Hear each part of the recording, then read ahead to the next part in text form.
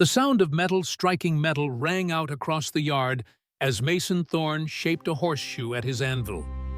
At 42, he still had the strength that had made him formidable on the battlefield, his tall frame and broad shoulders imposing even when bent over his work. A jagged scar cut across his left cheek, a permanent reminder of Antietam.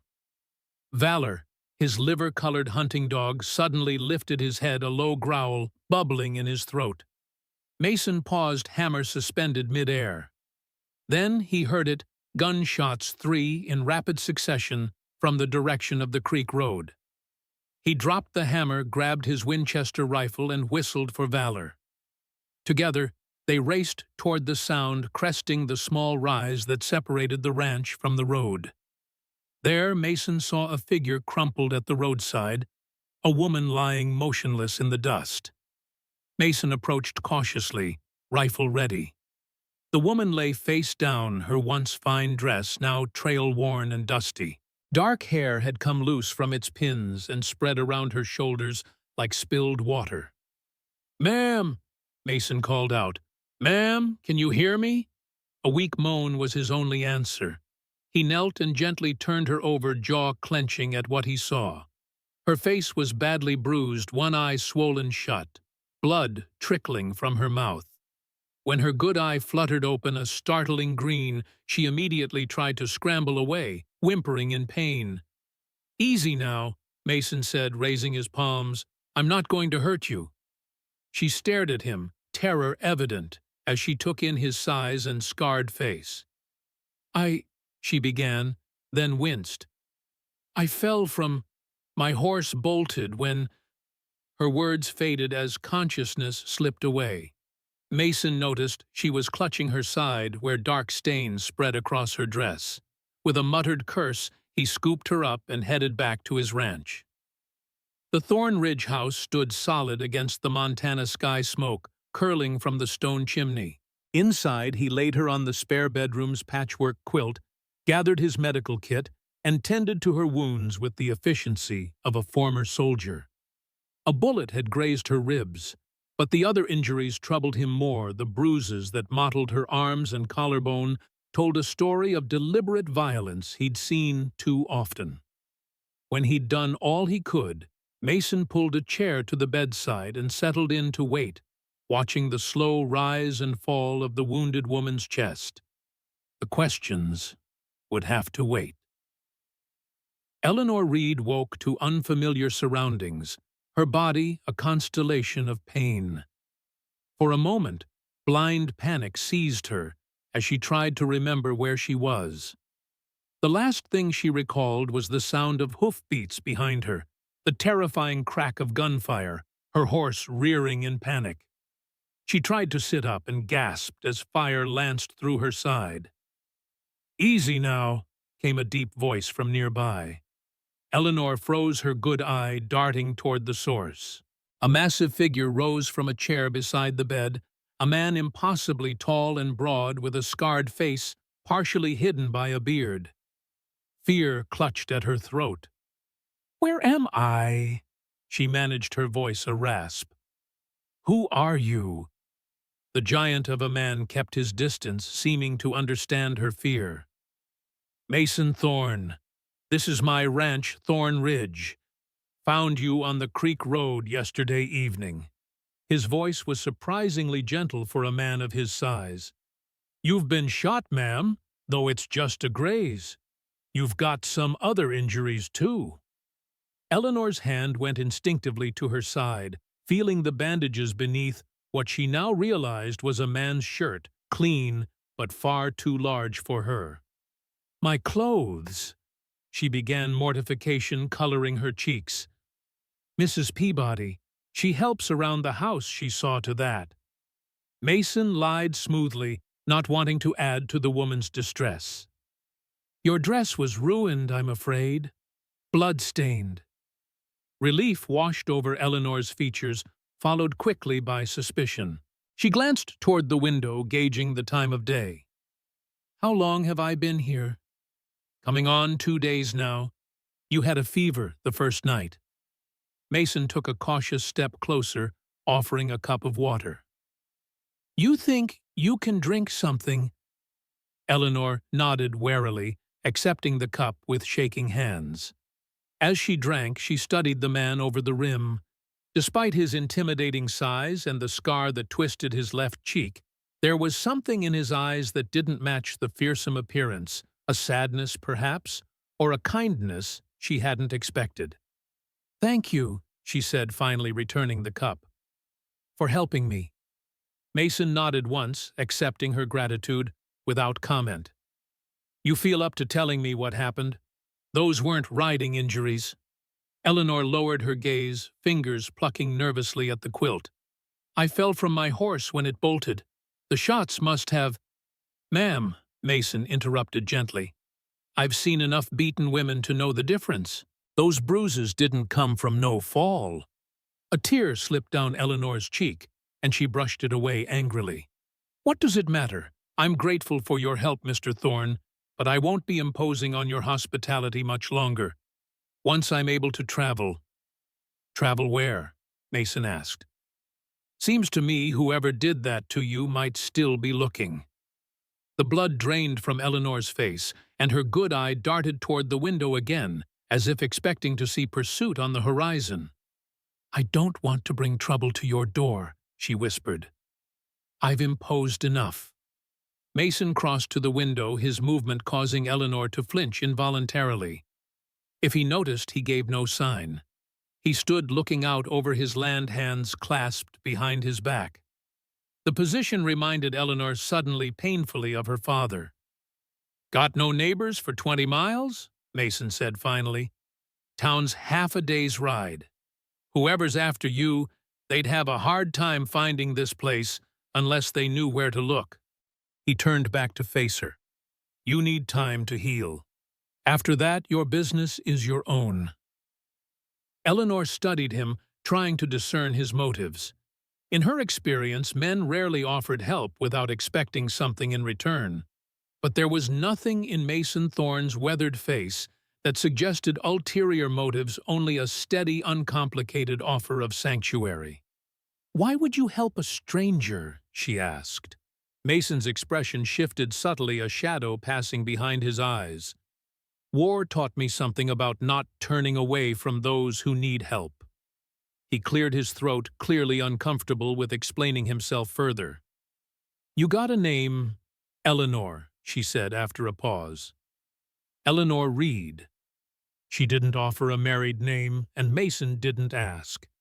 Some things a man could guess at, and the absence of a wedding ring on her swollen finger told its own story. "Well, Miss Reed, you rest now. There's stew when you're hungry." He moved toward the door where a liver-colored hound waited patiently. "Valor here will let me know if you need anything." As if understanding his name, the dog wagged his tail once, then settled outside the door as Mason stepped out, closing it softly behind him. Left alone, Eleanor let out a long, shuddering breath. She had no idea if she could trust this taciturn giant of a man, but for the moment she had little choice. Her body felt broken, and the thought of trying to travel in her condition was impossible. Besides, Victor would be looking for her on the roads to the larger settlements, not on some isolated ranch in the middle of nowhere. Exhausted by even this brief conversation, Eleanor sank back against the pillows. Despite her fear and pain, the clean bed and the quiet of the ranch house were a luxury she hadn't experienced in too long. For the first time in months, she allowed herself to sleep without one eye open. Over the next week, Eleanor slowly regained her strength.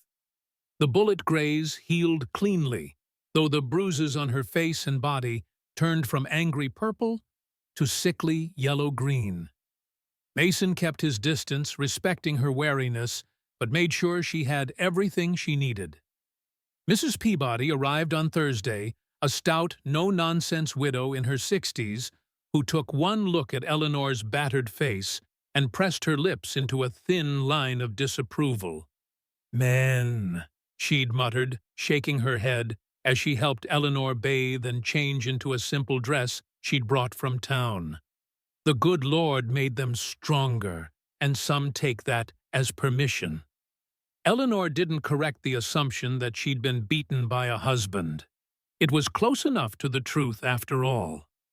Mrs. Peabody's visits became a comfort, bringing not only practical help, but news from town and female companionship that Eleanor had sorely missed. The older woman never pressed for details about Eleanor's situation, but offered quiet solidarity in the way she brushed and braided Eleanor's hair or brought small treats from town, a ribbon, a pot of salve, for the healing cuts, a worn novel to pass the time. Mason himself remained a puzzle.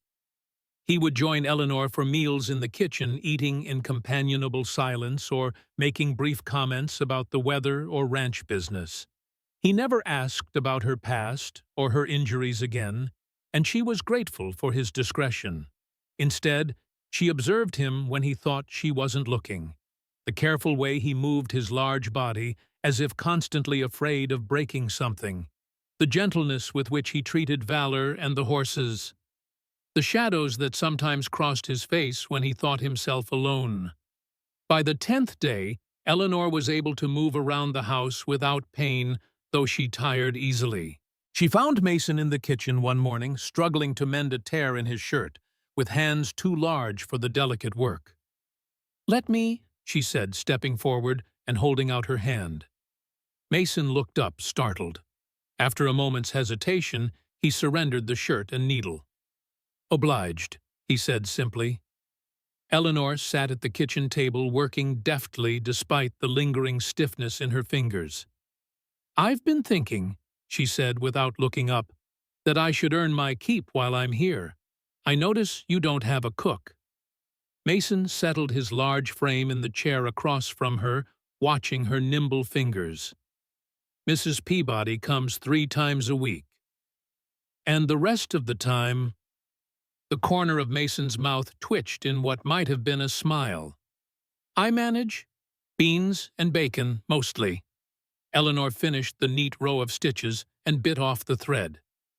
"I'm a good cook," she said, folding the shirt carefully, "and I can keep house." "It seems only fair, considering your hospitality." Mason studied her for a long moment. "You don't owe me anything, Miss Reed." "I know," she met his gaze steadily. "But I'd like to stay a while longer if that's acceptable. I'm not ready to move on yet." The unspoken question hung between them, not ready or not able. Mason didn't ask. Instead, he nodded once, a decisive gesture. "Could use a good cook," he admitted. "Got 3 hands coming for the fall roundup next week. They'd appreciate something better than my cooking." Relief softened Eleanor's features. "Thank you." Mason rose, filling the small kitchen with his presence. "No need for thanks. Ranch this size should have a proper cook anyway." He paused at the door. "You need anything from town riding in tomorrow?" Eleanor hesitated, then squared her shoulders. "Yes, actually. If you wouldn't mind, I need fabric for a dress. And perhaps some cooking spices." She flushed slightly. "I have no money to give you now, but—" Mason waved away her concern. "Write down what you need. Consider it an advance on wages." With that, he was gone, boots thumping across the porch as he headed back to his chores. Eleanor sat for a long time at the kitchen table, the mended shirt in her hands. There was a strange comfort in this arrangement, not charity, but an exchange of value. For the first time since fleeing Victor, she felt a measure of control returning. Tomorrow, she would cook a proper meal. She would clean the accumulated dust from the corners of this too-quiet house. She would make herself useful, and perhaps, in the doing, she would begin to feel human again. The next morning, Mason rode into Silverwood with a list of supplies, and a wariness that never quite left him in town. Though he'd lived in the area for 5 years now, he was still regarded with a mixture of respect and suspicion, the giant northerner who kept to himself, with a past no one quite knew. Silverwood had grown since Mason first arrived, from a dusty collection of buildings to a proper town with aspirations. The railroad had brought prosperity to some, though Mason preferred the isolation of his ranch to the increasing bustle of Main Street. He tied his gelding outside the general store and ducked his head to enter. Inside, the familiar scents of coffee leather and tobacco greeted him. The proprietor, Walter Jenkins, looked up from his ledger and nodded. "Thorne, twice in a month, we're honored," he said with good-natured sarcasm. "What can I do for you today?" Mason handed over Eleanor's neatly written list. Jenkins scanned it, eyebrows rising slightly at the request for dress fabric and cooking spices. "Didn't know you had a lady visitor at the ranch," he commented, already moving to gather the items. Mason offered no explanation, and Jenkins, knowing his customer's taciturn nature, didn't press. As the shopkeeper measured out fabric, a modest blue calico that Eleanor had specified the bell above the door jingled. Harrison Wells stepped inside, immaculately dressed, as always, in a tailored suit that set him apart from the typical Silverwood resident. At 45, the banker carried himself with the rigid posture of the military man he'd once been, though his expanding waistline suggested his fighting days were long behind him. Wells paused when he saw Mason, a tight smile forming on his thin lips. "Mr. Thorne," he greeted, voice cultured with the distinctive cadence of Virginia. "What a pleasant surprise." Mason nodded curtly. There was no love lost between the two men. Wells had made it clear from the start that he considered Mason's Union service a black mark against his character. "Wells," he acknowledged. The banker moved closer, eyes taking in the fabric being measured. "Diversifying your interests didn't take you for a dressmaker." Mason ignored the jibe, turning back to Jenkins. "Need flour and coffee, too. And these spices." He pointed to items on the list. Wells leaned against the counter, seemingly in no hurry. "Heard you had some excitement out your way. Gunshots a week or so back." Mason's head snapped up, his gaze sharpening on the banker's smug face. "News travels fast." "Small town?" Wells shrugged. "Though I admit I'm curious about the woman you supposedly rescued. Quite the gallant gesture." A cold weight settled in Mason's stomach. He kept his expression neutral with the practice of years. "Don't know what you're talking about." Wells smiled, the expression not reaching his eyes. "No, my mistake." He straightened, adjusting his suit jacket. "Oh, before I forget, your loan payment is coming due at the end of the month. Given the drought this summer, I imagine cash flow might be tight." The abrupt change of subject wasn't lost on Mason. He met the banker's gaze steadily. "I'll make the payment." "Sure you will," Wells said smoothly. "But should you find yourself short, my offer to purchase the water rights to that creek of yours still stands, especially now that the railroad is expanding." Mason said nothing, his jaw set. The creek that ran through his property was the only reliable water source for miles around, a fact that had made Thorn Ridge both valuable and a target. Jenkins returned with the last of the supplies, breaking the tense silence. "That's everything on your list, Thorne. Want it on your account." "Please." Wells tipped his hat, that same cold smile playing at his lips. "Good day, gentlemen. Thorne, do give my regards to your house guest." After the banker left, Jenkins shook his head. "That man gives me the shivers, like a snake wearing a suit." He lowered his voice. "Word of advice, Thorne, whatever you've got going on at your place, be careful. Wells doesn't let things slide, especially if he thinks there's profit in it." Mason gathered his purchases, mind racing. Someone had seen Eleanor, or at least knew she was at Thorn Ridge. The question was, who else knew, thanks Jenkins? He said, his voice betraying none of his concern. "See you next month." The shopkeeper nodded. "One more thing. Sheriff Grant was asking if anyone had seen a woman traveling alone. Said there might be someone looking for her." Mason paused. "Sheriff say who was looking?" Some businessman from back east. A Mr. Caldwell, I believe. Wealthy fellow, according to Grant. Mason felt a coldness settle in his chest. The pieces were beginning to align, though the picture they formed was one he'd hoped to avoid. "Appreciate the warning," he said, and stepped back into the sunlight of Main Street. As he secured his purchases to the saddle, Mason became aware of being watched. Across the street, Samuel Grant leaned against the post outside the sheriff's office, his weathered face unreadable beneath his hat brim. The two men locked eyes for a long moment, a wordless exchange passing between them. Grant had been sheriff of Silverwood for as long as Mason had lived there. He was a fair man generally, but his first loyalty was to the peace of his town. If this Caldwell fellow was indeed looking for Eleanor, and if he had influence, Grant would be duty-bound to help him.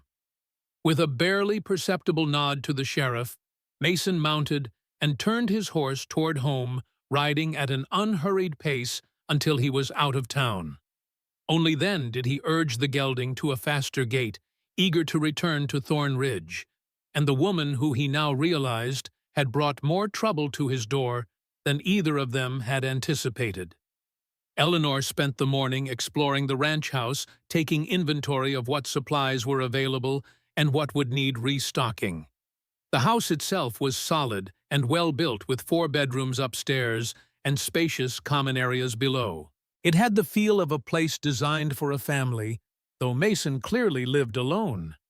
In the study, she found bookshelves lined with volumes ranging from practical ranching manuals to dog-eared classics of literature. A portrait on the wall caught her attention, a young woman with a serene smile holding a small child on her lap. The resemblance to Mason was clear in the child's eyes, and Eleanor felt a pang of intrusion, as if she'd stumbled upon a secret. She was in the kitchen, kneading bread dough with fierce concentration, when she heard the sound of hoofbeats in the yard. Her hands stilled, a now familiar fear gripping her heart. Moving cautiously to the window, she peered out, shoulders slumping in relief, when she saw Mason dismounting from his gelding. By the time he entered the kitchen, she had composed herself, returning to the bread dough with forced casualness. "Didn't mean to startle you," he said, setting his packages on the table. "You didn't," Eleanor lied, avoiding his gaze. She nodded toward the bundles. "You found everything." Mason hesitated, debating whether to share what he'd learned in town.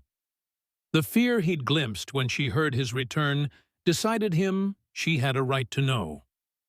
"Someone's looking for you," he said quietly. "Man named Caldwell." The color drained from Eleanor's face, and her hands stilled in the dough. For a moment, she seemed unable to breathe. How did they know I'm here?" she whispered. Mason shook his head. "Don't think they do yet. But they know someone found a woman on the creek road. Won't take long to connect it to Thorn Ridge." Eleanor's hands trembled as she wiped them clean on a towel. "I should go. Tonight. I've put you in danger already." "No." Mason's voice was firm.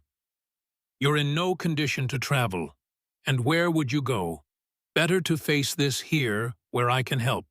And she looked up at him, then, her good eye wide with a fear that made Mason's chest tighten with protective anger. "You don't understand," she said, voice breaking. "Victor Caldwell is not a man to be reasoned with. He's—" She stopped, swallowing hard. "He's my husband." Mason nodded slowly, unsurprised by the confirmation. "The man who did that to your face." It wasn't a question, but Eleanor answered anyway, a single tear tracking down her cheek. "Yes, then you've got even more reason to stay," Mason said with quiet determination. "A man who'd do that to his wife doesn't deserve to find her." Eleanor shook her head, desperation edging into her voice. "You don't know him. He has connections, influence. He'll bring the law down on you for harboring me." Let him try. There was steel in Mason's voice now, the echo of a soldier who'd faced worse than an angry husband. This is my land. Long as you're here by choice, ain't no law says you have to leave with him. She stared at him, trying to understand the resolute stranger who offered protection with such certainty. Why would you risk yourself for someone you barely know? Mason turned away, uncomfortable with her scrutiny. He began unpacking the supplies, his large hands deft despite their size. Got my reasons, he said finally. But they're not important. What matters is what you want. If you want to go, I'll help you get somewhere safe. If you want to stay well, could still use a cook. The attempt at levity fell flat, but it gave Eleanor a moment to collect herself.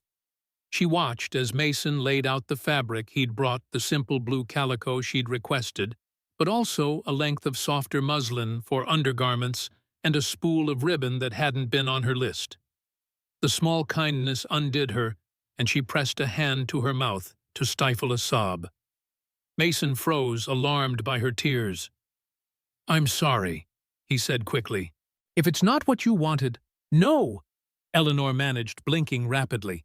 "It's perfect. It's been a long time since anyone showed me kindness without wanting something in return." Understanding dawned in Mason's eyes, and his expression hardened momentarily before smoothing into its usual stoic lines. "Got nothing to fear from me," he said, voice gruff with an emotion he couldn't name.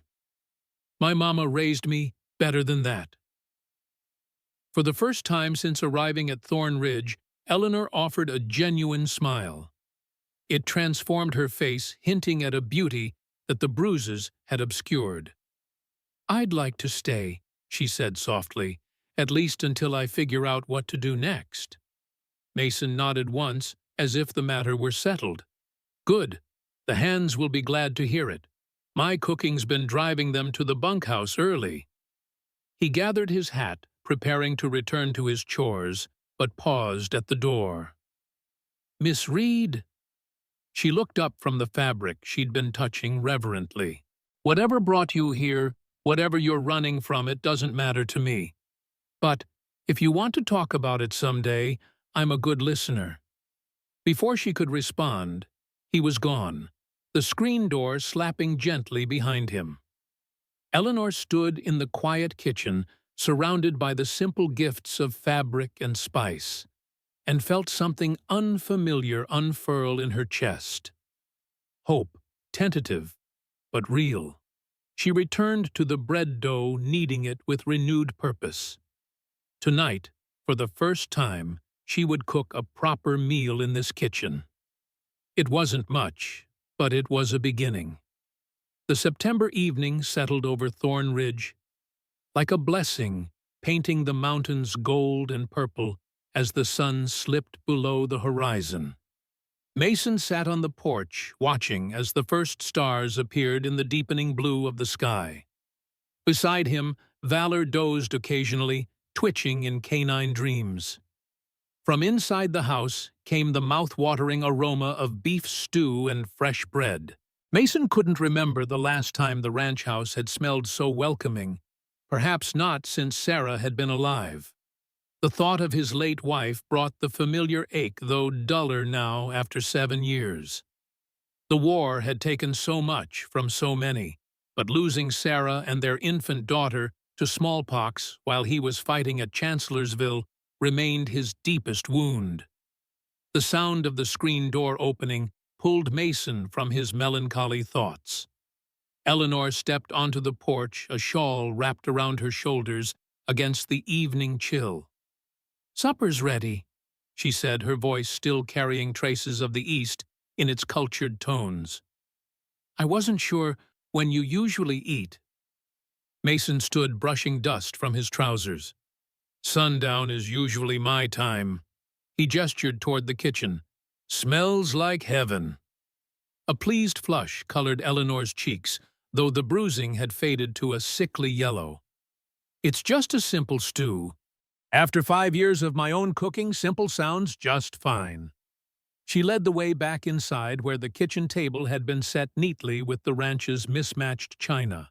A loaf of fresh bread steamed in the center beside a crock of butter and a pot of stew that bubbled invitingly. Mason sat at his usual place at the head of the table, feeling suddenly awkward. It had been a long time since he'd shared a meal with a woman in this house.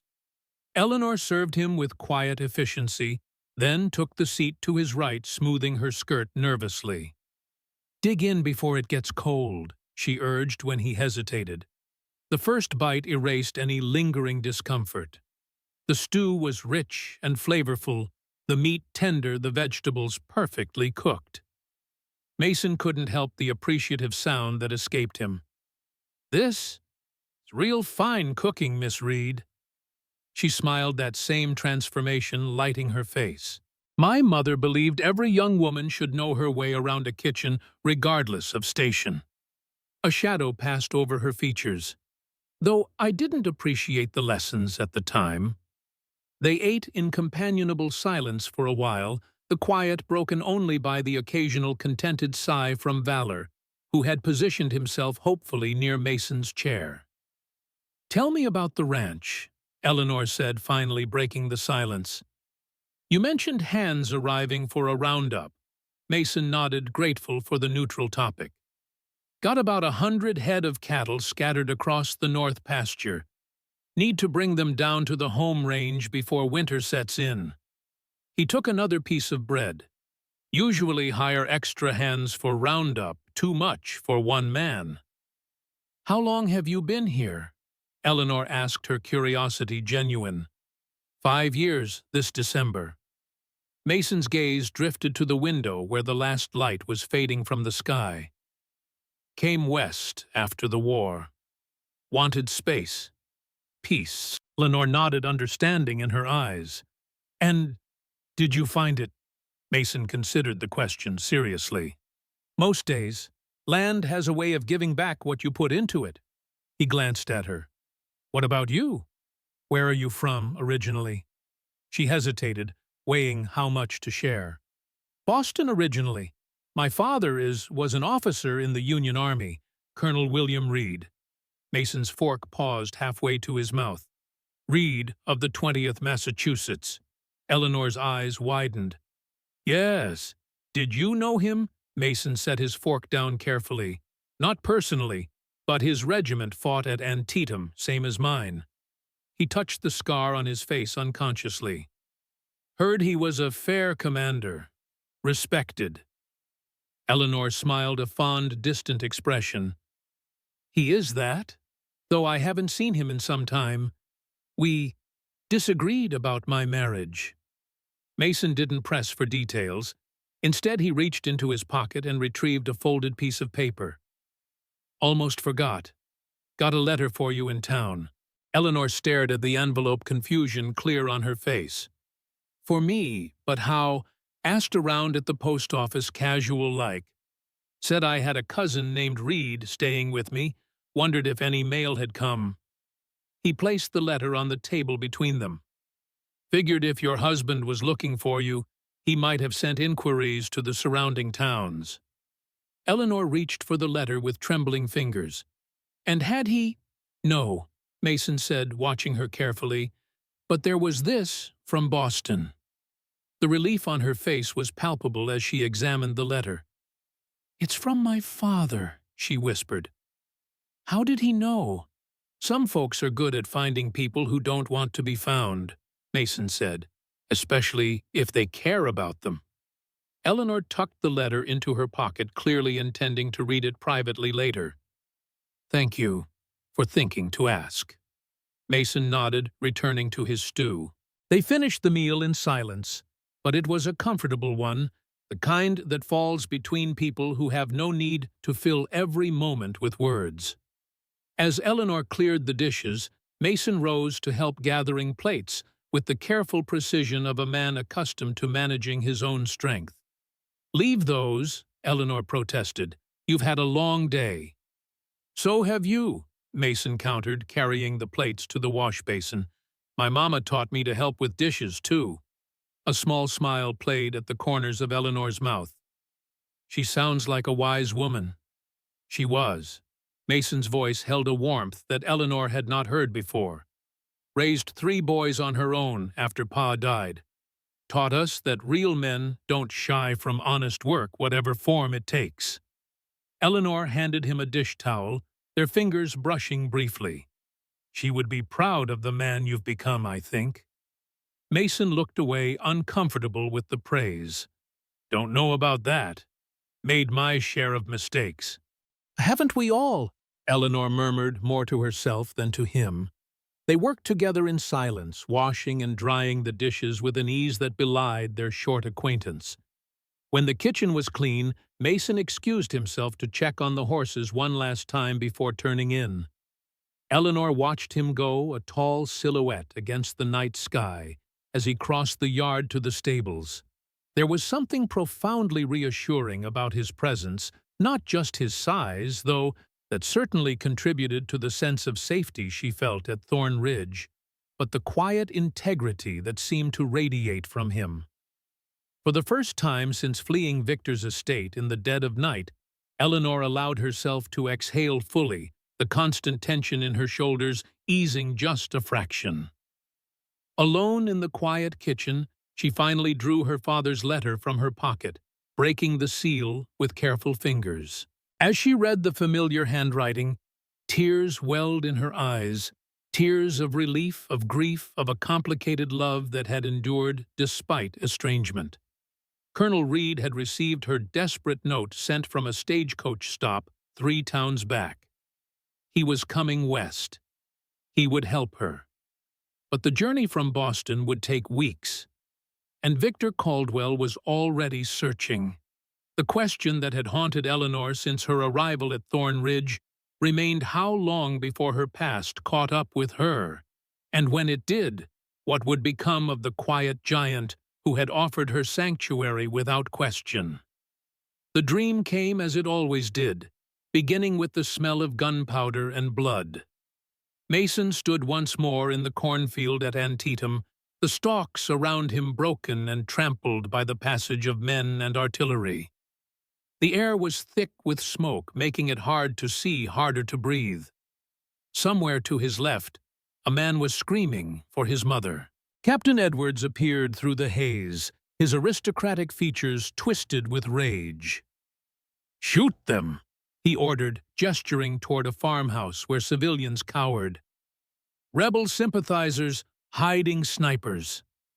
Mason knew what came next, had lived it 1,000 times in dreams.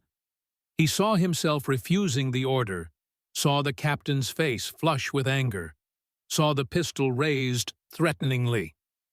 "That's an order, Sergeant Thorne." But there were children in that farmhouse.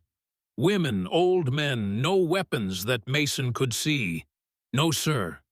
His own voice sounded distant, detached. "Those are civilians." The captain's eyes narrowed. He turned to the other soldiers.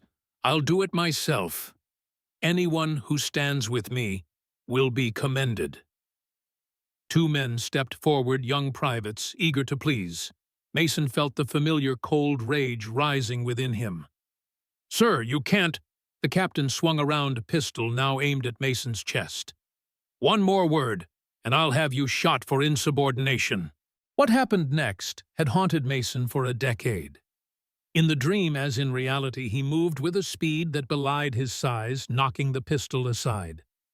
But unlike reality, where he had merely disarmed the captain and restrained him until cooler heads prevailed in the nightmare, his hands closed around Edwards's throat. He felt the man's windpipe crush beneath his fingers, saw the bulging eyes, the purpling face. Mason jerked awake, gasping, his nightshirt soaked with sweat. For a moment, he couldn't remember where he was, the dream so vivid that the bedroom seemed unreal in comparison. Valor whined softly from his place at the foot of the bed, sensing his master's distress. "It's all right, boy," Mason whispered, running a shaking hand over his face. "Just the dream again." He rose, knowing from experience that sleep would not return easily after such a nightmare. Pulling on trousers and a clean shirt, he padded barefoot to the window, staring out at the moonlit yard. The ranch was peaceful under the three-quarter moon silver light, turning the landscape into something from a fairy tale. In the corral, the horses moved like ghosts, occasionally nickering softly to one another. Movement near the edge of the property caught Mason's attention, a flicker of white among the trees that bordered the creek. For an instant, he thought it might be a deer, but then recognized the slender figure of a woman in a nightdress. Eleanor. Concern drove away the last cobwebs of the nightmare. Mason grabbed his boots and made his way downstairs and out into the yard, Valor at his heels. He found her by the creek, sitting on a flat rock, with her knees drawn up to her chest, staring into the flowing water. She'd wrapped a shawl around her shoulders, but even so, she must have been cold in the crisp autumn night. "Miss Reed," he called softly, not wanting to startle her. She turned unsurprised by his presence. "I couldn't sleep," she said simply. Mason approached, keeping a respectful distance. "Nightmares." A small, humorless smile curved her lips. "How did you know?" Recognized the look. He gestured to the rock beside her. "Mind if I join you?" Eleanor moved over slightly, making room. Mason settled his bulk carefully on the stone, which was large enough to accommodate them both, with a proper space between. For a while they sat in silence, listening to the gentle music of the creek. The moon cast their reflections on the water's surface, the massive shadow of the man, the smaller, delicate silhouette of the woman. "I read my father's letter," Eleanor said finally. "He's coming west." Mason nodded, unsurprised. "Good. Family should stick together." She turned to study his profile, silvered in the moonlight. "Is that why you're out here alone? No family to stick with."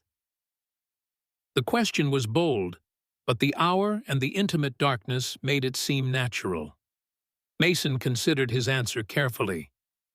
"Had a wife once, Sarah, and a daughter not even a year old." Eleanor's sharp intake of breath told him she understood what must have followed. "The war, smallpox." Mason's voice was flat, controlled. "Hit while I was at Chancellorsville. By the time the letter reached me, they were both gone." Eleanor's hand moved as if to touch his arm in sympathy, but she withdrew it uncertain. "I'm so sorry." Mason acknowledged her condolence with a slight nod. "Been a long time now." "Does it get easier?" she asked the question, holding more weight than simple curiosity. Mason looked down at his scarred hands. "Not easier. Different. Like losing a limb, I expect. You learn to live without it, but you never stop feeling where it should be." Eleanor drew her shawl tighter around her shoulders, whether against the chill or the weight of his words, he couldn't tell. "I'm afraid," she admitted after a long pause. "Not just of Victor finding me, but of what comes after. Who am I now, if not his wife? Where do I go? What do I do?" The questions were ones Mason had asked himself after Sarah's death, after the war, when the future stretched before him, empty and uncertain. "You start again," he said simply, "one day at a time. Find something worth doing somewhere that feels right, and you build from there." "Is that what you did?" Eleanor asked, her voice soft in the darkness. Mason gestured to the land around them. "Found this place by accident. Was just passing through, but something about it felt like it could be home." He paused, remembering.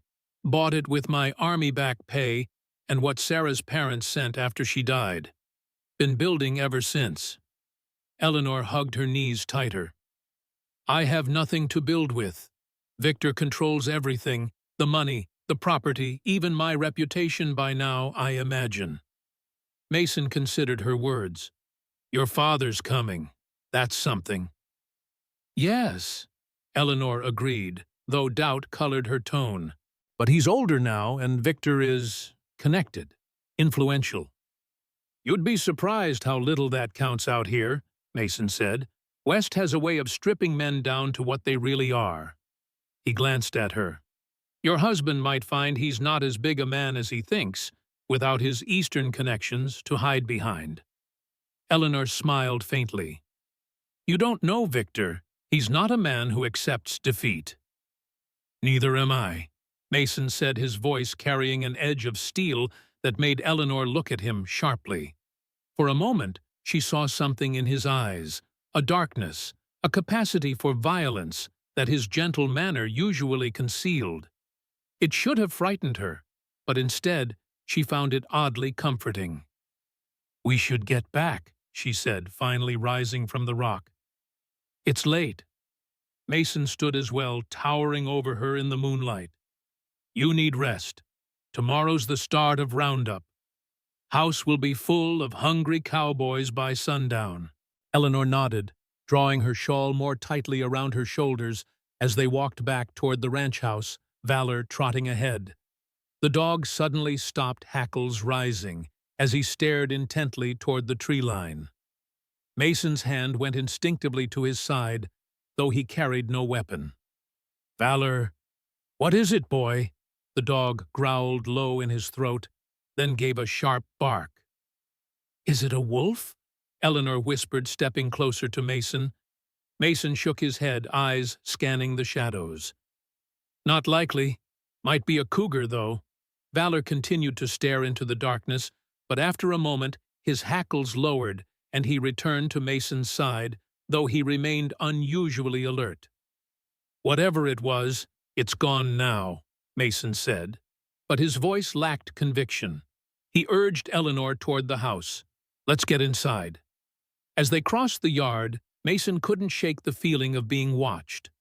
He paused at the door, turning to survey the moonlit landscape one last time.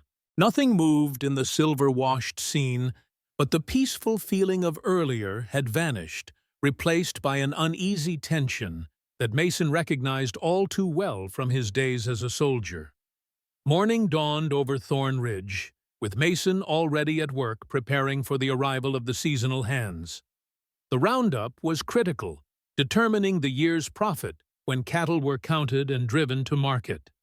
In the kitchen, Eleanor moved with purpose, the lingering stiffness in her movements barely noticeable after 2 weeks at the ranch.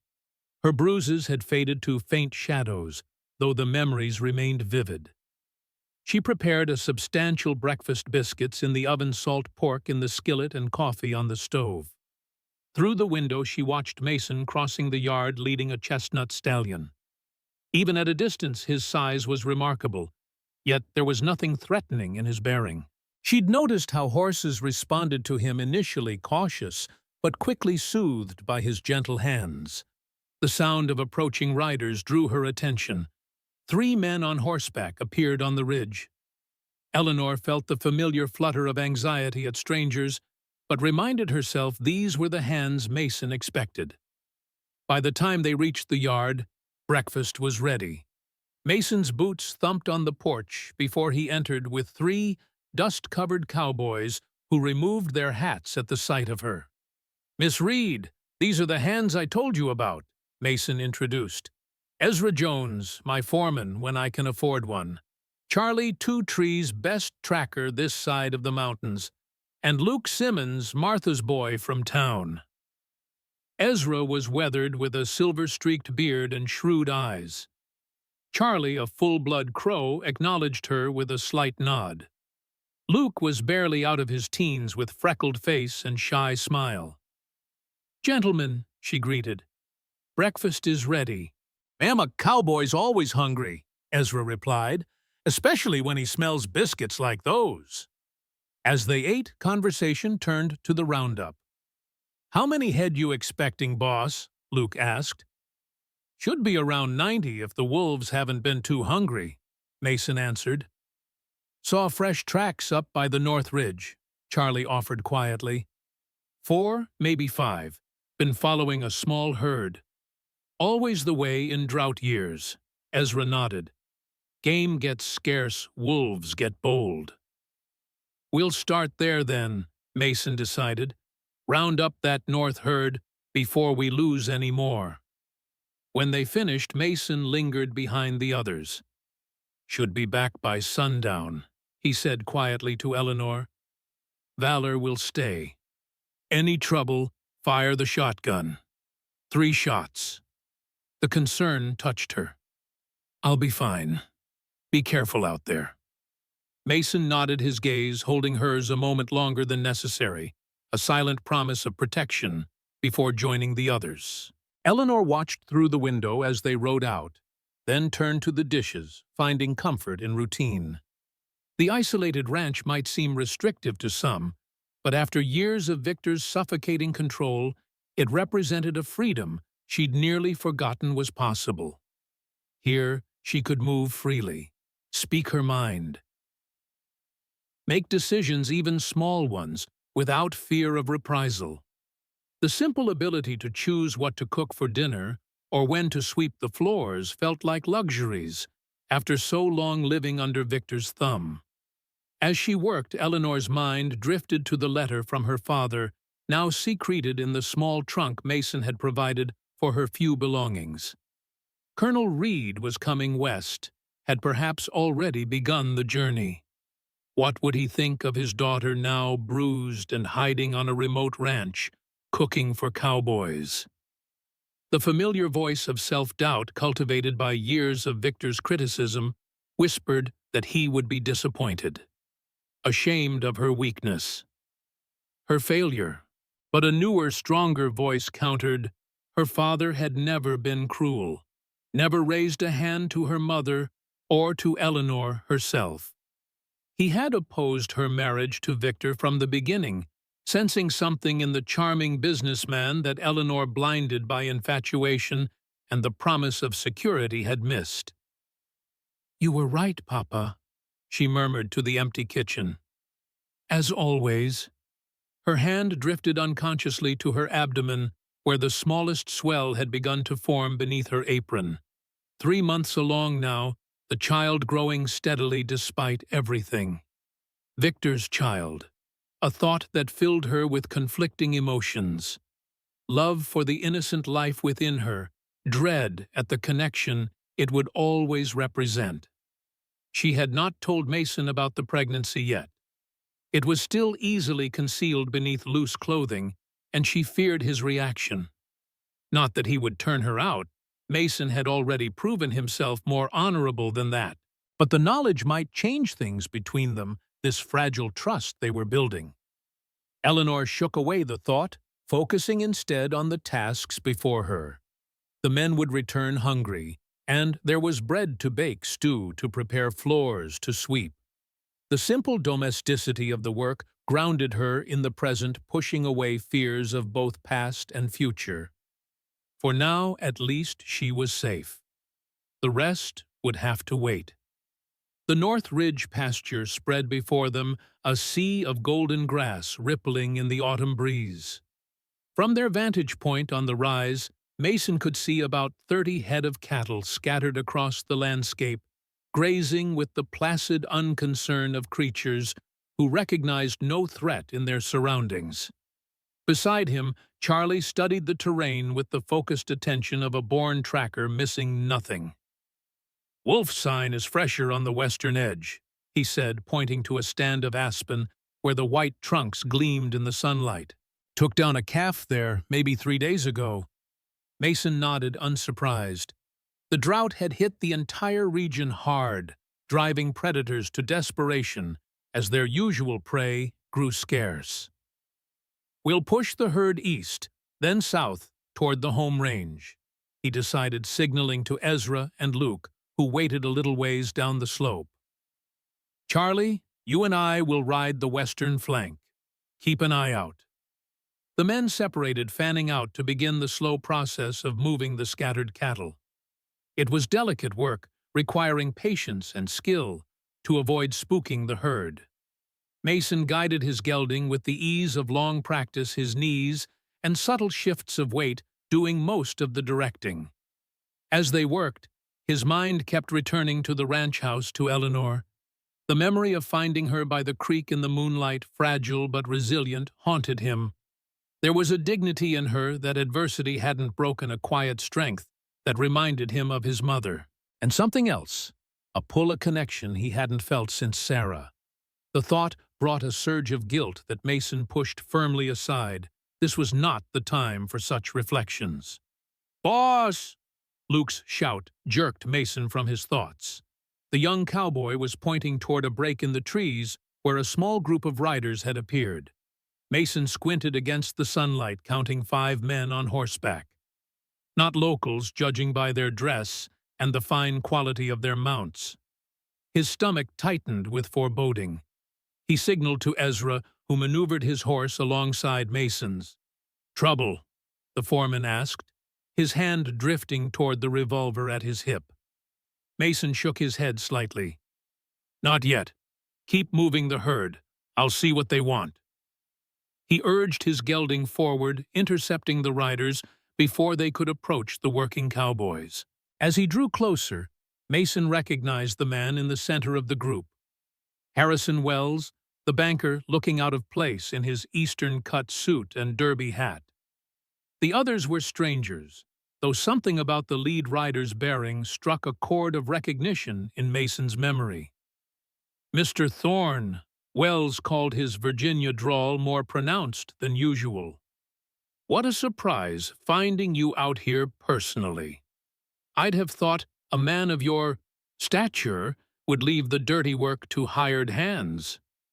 Mason reined in his horse, studying the group with the careful assessment of a veteran soldier. Besides Wells, there were 4 men, 2 who had the hard look of hired guns, and 2 better dressed. The one in front, clearly the leader, was a handsome man in his 40s, expensively attired despite the dust of travel. His cold blue eyes regarded Mason with calculating intensity. "Mr. Wells?" Mason acknowledged, ignoring the jibe. "You're a long way from your bank." Wells smiled thinly. "Indeed. Allow me to introduce my associate, Mr. Victor Caldwell, recently arrived from Boston. Mr. Caldwell has business interests in our region and is considering some investments." The name hit Mason like a physical blow, though he kept his expression neutral. So this was Eleanor's husband, the man who had beaten her, shot at her, left her for dead on the road. He looked exactly as Mason might have expected, polished, prosperous, with the confident demeanor of a man accustomed to getting his way. Caldwell urged his horse forward a pace, offering a gloved hand. "Mr. Thorne, Harrison speaks highly of your property, particularly your water resources." Mason made no move to take the offered hand. "My ranch isn't for sale, Mr. Caldwell." "Everything has its price," Caldwell replied smoothly, withdrawing his hand without apparent offense. "Especially in difficult times. I understand the drought has been particularly hard on ranchers this year." The implication was clear. Financial pressure could be applied, increased until Mason had no choice but to sell. Wells must have shared information about his loan situation. "Was there something specific you wanted?" Mason asked bluntly. "I've got cattle to move." Wells cleared his throat. "Actually, we were hoping to speak with you about a somewhat delicate matter." He glanced at the distant figures of the other cowboys. "Perhaps somewhere more private." Mason's expression remained impassive, though inwardly his suspicion deepened. "I'm busy at present. Whatever you have to say can wait until I'm done here." Caldwell's pleasant demeanor slipped just for an instant, revealing something cold and dangerous beneath the polished exterior. "I'm looking for my wife, Mr. Thorne. She left Boston rather precipitously. I have reason to believe she might be in this area."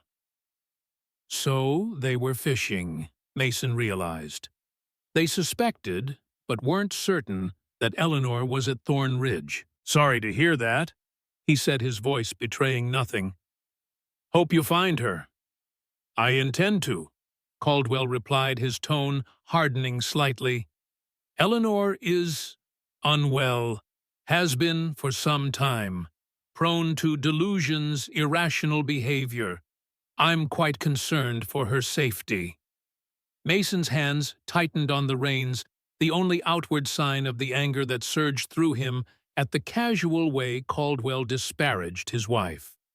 The convenient excuse of female hysteria to explain away her flight. "That's so," he said flatly. Wells, perhaps sensing the tension, intervened smoothly. "We'd simply like to ask if you've seen a woman matching her description. Slender, dark-haired, green eyes. Quite beautiful, despite her condition." Mason met Caldwell's gaze directly. "Haven't seen anyone like that." The lie came easily to his lips, justified by the bruises he'd seen on Eleanor's face. "But I'll keep an eye out." Caldwell studied him for a long moment, clearly weighing the truth of Mason's denial. Then he smiled, the expression not reaching his eyes. "I appreciate that, Mr. Thorne. Should you happen to encounter my wife, I'd be grateful if you would send word immediately. She requires specialized care." He reached into his coat and withdrew a silver case from which he extracted a calling card. "I'm staying in town for the time being. My address is written here." Mason took the card without looking at it, tucking it into his shirt pocket.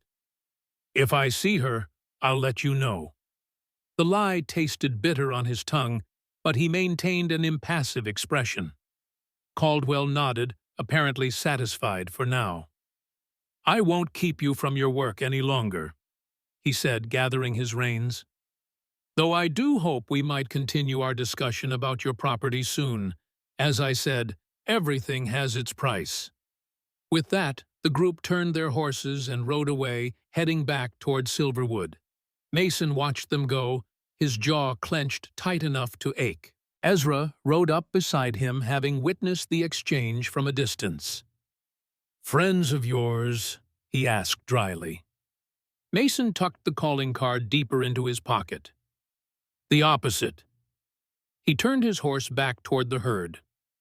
"Let's get these cattle moving. I want to be back by sundown." The older man raised an eyebrow, but asked no further questions, recognizing Mason's mood. They returned to their work, but the encounter had left a shadow over the day that Mason couldn't shake. Caldwell knew, or strongly suspected, that Eleanor was at Thorn Ridge, which meant it was only a matter of time before he made a more direct move. The question was, what form would that move take, and how far was Mason willing to go to protect a woman he barely knew, but who had already come to mean more to him than he cared to admit? Eleanor was kneading dough for the evening's bread when she heard the sound of a wagon approaching. She froze, hands covered in flour, heart suddenly racing. The men weren't due back for hours yet, and Mason had mentioned no other visitors. Wiping her hands on her apron, she moved cautiously to the window. A small buggy was coming up the drive, driven by a woman Eleanor recognized after a moment as Martha Simmons, the saloon keeper Mason had mentioned. Relief replaced fear, though caution remained. Eleanor checked her appearance, quickly brushing flour from her dress and tucking a stray lock of hair behind her ear before going to the door. Valor, who had been dozing on the porch, rose to greet the visitor with a wag of his tail, a good sign, Eleanor thought. The dog had proven to have excellent judgment of character in the short time she'd known him. Martha Simmons was a handsome woman in her late 40s, with streaks of silver in her dark hair and laugh lines around her eyes that spoke of a life fully lived. She handled the buggy with confident ease, bringing it to a stop near the porch. "You must be Miss Reed," she called as she set the brake. "Hope I'm not intruding. Thought you might appreciate some female company being stuck out here with Mason and his cowboys." Eleanor stepped onto the porch, wiping her hands again on her apron. "Mrs. Simmons, isn't it Mason's mentioned you?" "Martha, please." She climbed down from the buggy with practiced grace. "And only good things, I hope. He said you run the best saloon in Silverwood." Eleanor offered a small smile, forming despite her wariness. Martha laughed, a rich sound that seemed to brighten the air around her. The only saloon, but I appreciate the compliment. She reached back into the buggy and retrieved a covered basket. Brought you some things from town. Figured Mason wouldn't think to ask what a lady might need. The thoughtful gesture caught Eleanor off guard, and she felt a sudden unexpected prick of tears. It had been so long since another woman had shown her simple kindness. "That's very generous," she managed. "Please come in. I was just making bread, but I can put on coffee." Martha followed her inside, looking around the ranch house with open curiosity. "Place looks different," she remarked. "Cleaner, homier somehow." Eleanor led the way to the kitchen, where the dough waited on the floured table. "I've tried to tidy up a bit. It's the least I can do, given Mason's hospitality." Martha set her basket on a chair and removed her gloves, watching Eleanor with shrewd eyes. Known Mason Thorne 5 years now. Never known him to take in a stray before, much less a pretty young woman with trouble following her. The blunt assessment startled a laugh from Eleanor. "You don't mince words, do you?" "Life's too short," Martha agreed cheerfully. "And out here a woman needs to speak her mind. Men certainly don't hesitate to speak theirs." She gestured to the stove. "Is that offer of coffee still good? Then we can talk properly." Eleanor busied herself with the coffee pot, grateful for the moment to collect her thoughts. Martha Simmons had clearly come with purpose, not just for a social call. The question was, could she be trusted? "Mason said you've been good to him," Eleanor ventured as she set cups on the table. "When he first came west." Martha nodded, her expression softening. "He was in a bad way then. War had hollowed him out, and losing his family finished the job. Man that size with that much pain in him, folks were scared." She accepted the coffee Eleanor poured. "But I've always believed in judging people by what they do, not what they look like, or where they come from. Mason proved himself a good man, 100 times over." "Yes," Eleanor agreed softly. "He has." Martha studied her over the rim of her cup. "Town's talking about you, you know. Woman staying at Thorn Ridge. Some say you're his mail-order bride, some say his cousin from back east. More interesting theories, too." Eleanor stiffened slightly. "What do you say?" "I say you're running from something, or someone." Martha's direct gaze held no judgment, only frank assessment. "And I say Mason's made it his business to help you, which is good enough for me." The simple statement of support brought that prickle of tears again. Eleanor blinked them back, unwilling to show such weakness before this practical, no-nonsense woman. "Thank you," she said simply. Martha took another sip of coffee. "That's not why I came, though. Needed to warn you your husband's in town." Eleanor's cup clattered against the saucer, coffee sloshing over the rim. "Victor, in Silverwood." Martha nodded grimly. "Arrived yesterday with Harrison Wells. They have been asking questions, making it known that Mr. Caldwell is looking for his missing, mentally unstable wife." Her tone made clear what she thought of that characterization.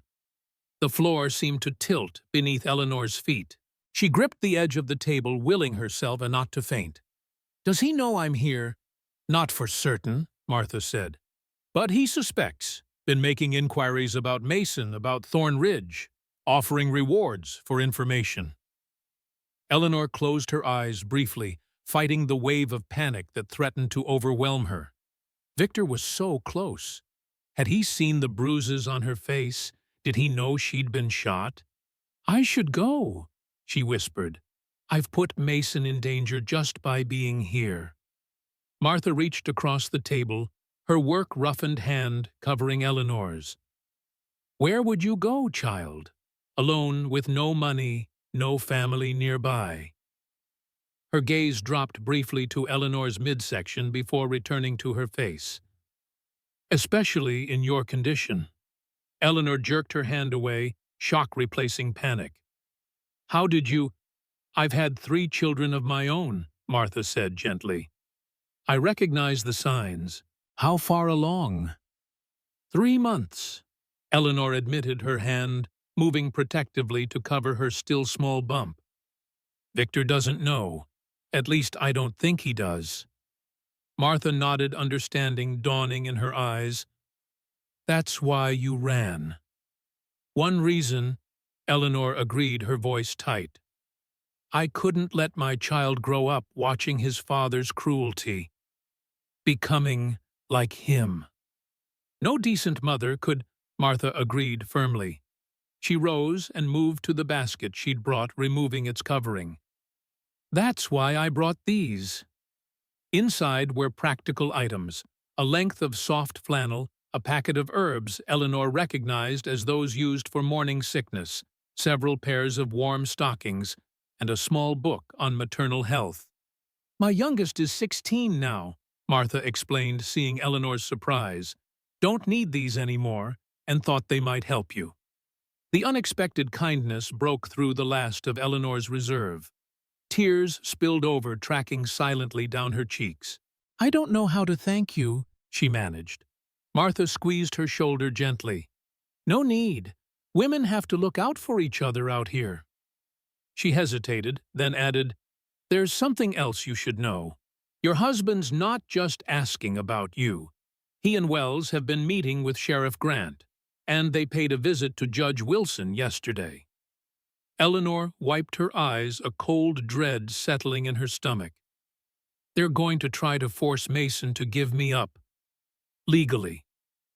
Looks that way, Martha agreed grimly. Caldwell's spinning quite a tale that you're mentally unsound, that you fled during an episode, that he only wants to take you home for proper care. She snorted. Load of horse shit, if you ask me. I saw those bruises when you first came to town with Mason last week. I know what put them there. Eleanor looked away, shame coloring her cheeks despite herself. I tried to hide them. Honey, I've been running a saloon for 20 years, seen more beaten women than I care to count. Martha's voice was matter-of-fact. Nothing to be ashamed of. The shame belongs to the man who raised his hand to you. The simple absolution was like a balm to wounds Eleanor hadn't realized were still raw. She took a deep breath, steadying herself. What should I do? She asked, the question directed as much to herself as to Martha. For now, stay put. Mason can handle himself, and Thorn Ridge isn't easy to reach if you don't know the way. Martha began repacking her basket. But be prepared. Have a bag ready just in case. And know that if things get bad, my place in town has a room no one knows about.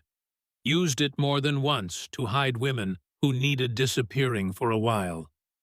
The offer of sanctuary touched Eleanor deeply. Why would you risk yourself for a stranger? Martha's expression turned distant, a shadow of old pain crossing her features. Let's just say I understand what it means to need help and have nowhere to turn. She shook off the memory visibly. Besides, any woman Mason Thorne is willing to protect is worth protecting in my book. She donned her gloves, preparing to leave. I should get back before I'm missed. But I'll try to send word if anything changes in town. Eleanor walked her to the buggy, Valor trailing behind them like a protective shadow. As Martha climbed up to the seat, she paused, looking down at Eleanor with concern. Have you told Mason about the baby? Eleanor shook her head. Not yet. I wasn't sure how he'd react. Martha smiled slightly. That man's been alone too long. Might do him good to have something small to protect, along with something tall and beautiful. The compliment brought heat to Eleanor's cheeks. It's not like that between us. No, Martha gathered the reins. Well, maybe it should be. Life's short and hard out here. Take happiness where you find it. That's my advice. With a flick of the reins, she set the buggy in motion, calling back over her shoulder. Remember what I said, bag packed, just in case.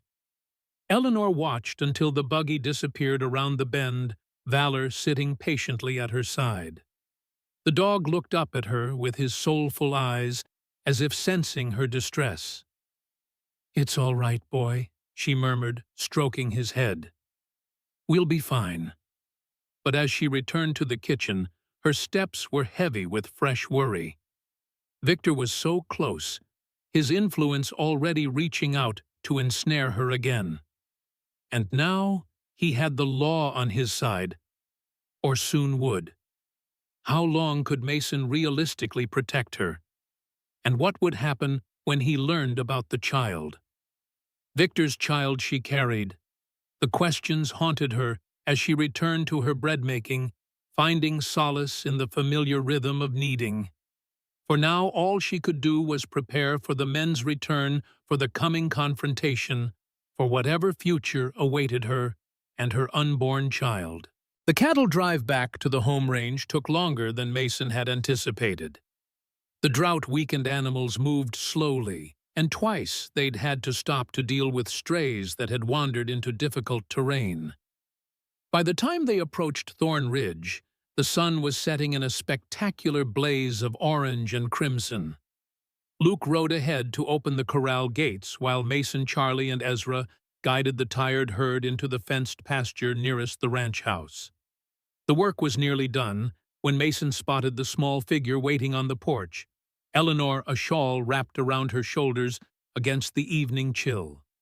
Something in his chest tightened at the sight of her standing there, like a sentinel waiting for their return. It had been a long time since anyone had waited for Mason Thorne to come home. "Go on," Ezra said quietly beside him, having noticed the direction of his gaze. "We can finish up here." Mason hesitated, then nodded his thanks. He dismounted, handing his reins to Charlie, and made his way toward the house with long, ground-eating strides. As he drew closer, he could see the tension in Eleanor's posture, the worried set of her mouth. Something had happened during his absence. "You're back late," she greeted him, trying for normalcy despite her obvious concern. "Cattle were slow," Mason explained, removing his hat as he stepped onto the porch. "Everything all right here?" Eleanor glanced toward the hands still busy with the herd, then back to Mason. "We need to talk," she said softly. "Inside." Mason followed her into the house, setting his hat on the peg by the door. The kitchen was warm and fragrant, with the smell of fresh bread and the stew that simmered on the stove. Under other circumstances, it would have been a welcoming scene after a long day's work. Eleanor closed the door behind them, her movements brisk with barely contained anxiety. "Martha Simmons came to visit today," she began without preamble, Mason's brow furrowed. "Everything all right in town?" "No," Eleanor said bluntly. "Victor is there, in Silverwood." Mason went still, his expression darkening. "I know. Met him today out by the North Ridge." Eleanor's eyes widened with shock. "You met Victor? What happened? What did he say?" "He was with Wells. Came looking for me supposedly to discuss buying my water rights." Mason's voice was carefully neutral. "But he asked about you, too.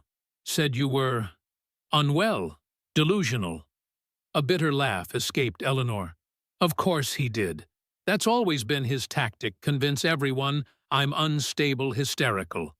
It makes it easier to control me, to explain away anything I might say about how he treats me."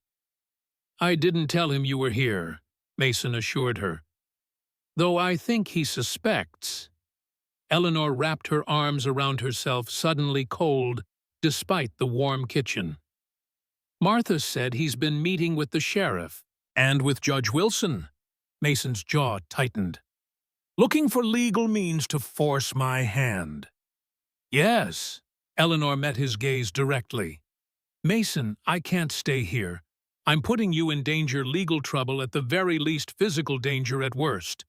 Victor isn't a man who accepts defeat." "Neither am I," Mason replied, echoing his words from their moonlit conversation by the creek. He moved to the stove, pouring himself a cup of coffee, giving himself a moment to think. Eleanor watched him, struck again by the controlled power in his movements, the careful way he handled the delicate cup in his massive hands.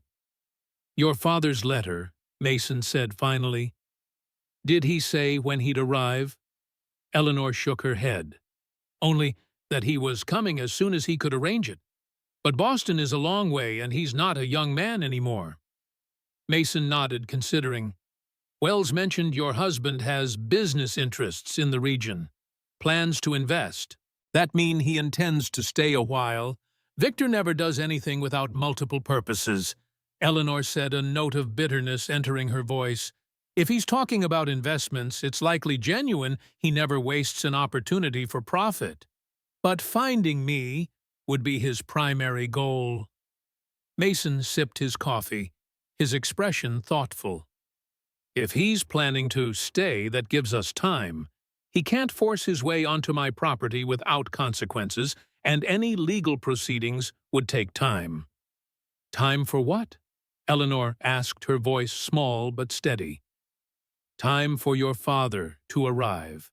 Time for us to figure out a more permanent solution." Mason met her gaze directly. "Unless you want to leave. If that's what you want, I won't stop you. Could get you to the train station in Billings, or even escort you further." The offer was genuine, Eleanor knew. Despite everything, despite the trouble she'd brought to his door, Mason would help her leave safely, if that was her choice. "I don't want to run anymore," she admitted softly. "I'm tired of being afraid of looking over my shoulder. And—" She hesitated, her hand moving unconsciously to her abdomen. Mason's gaze followed the gesture, his eyes widening slightly as understanding dawned.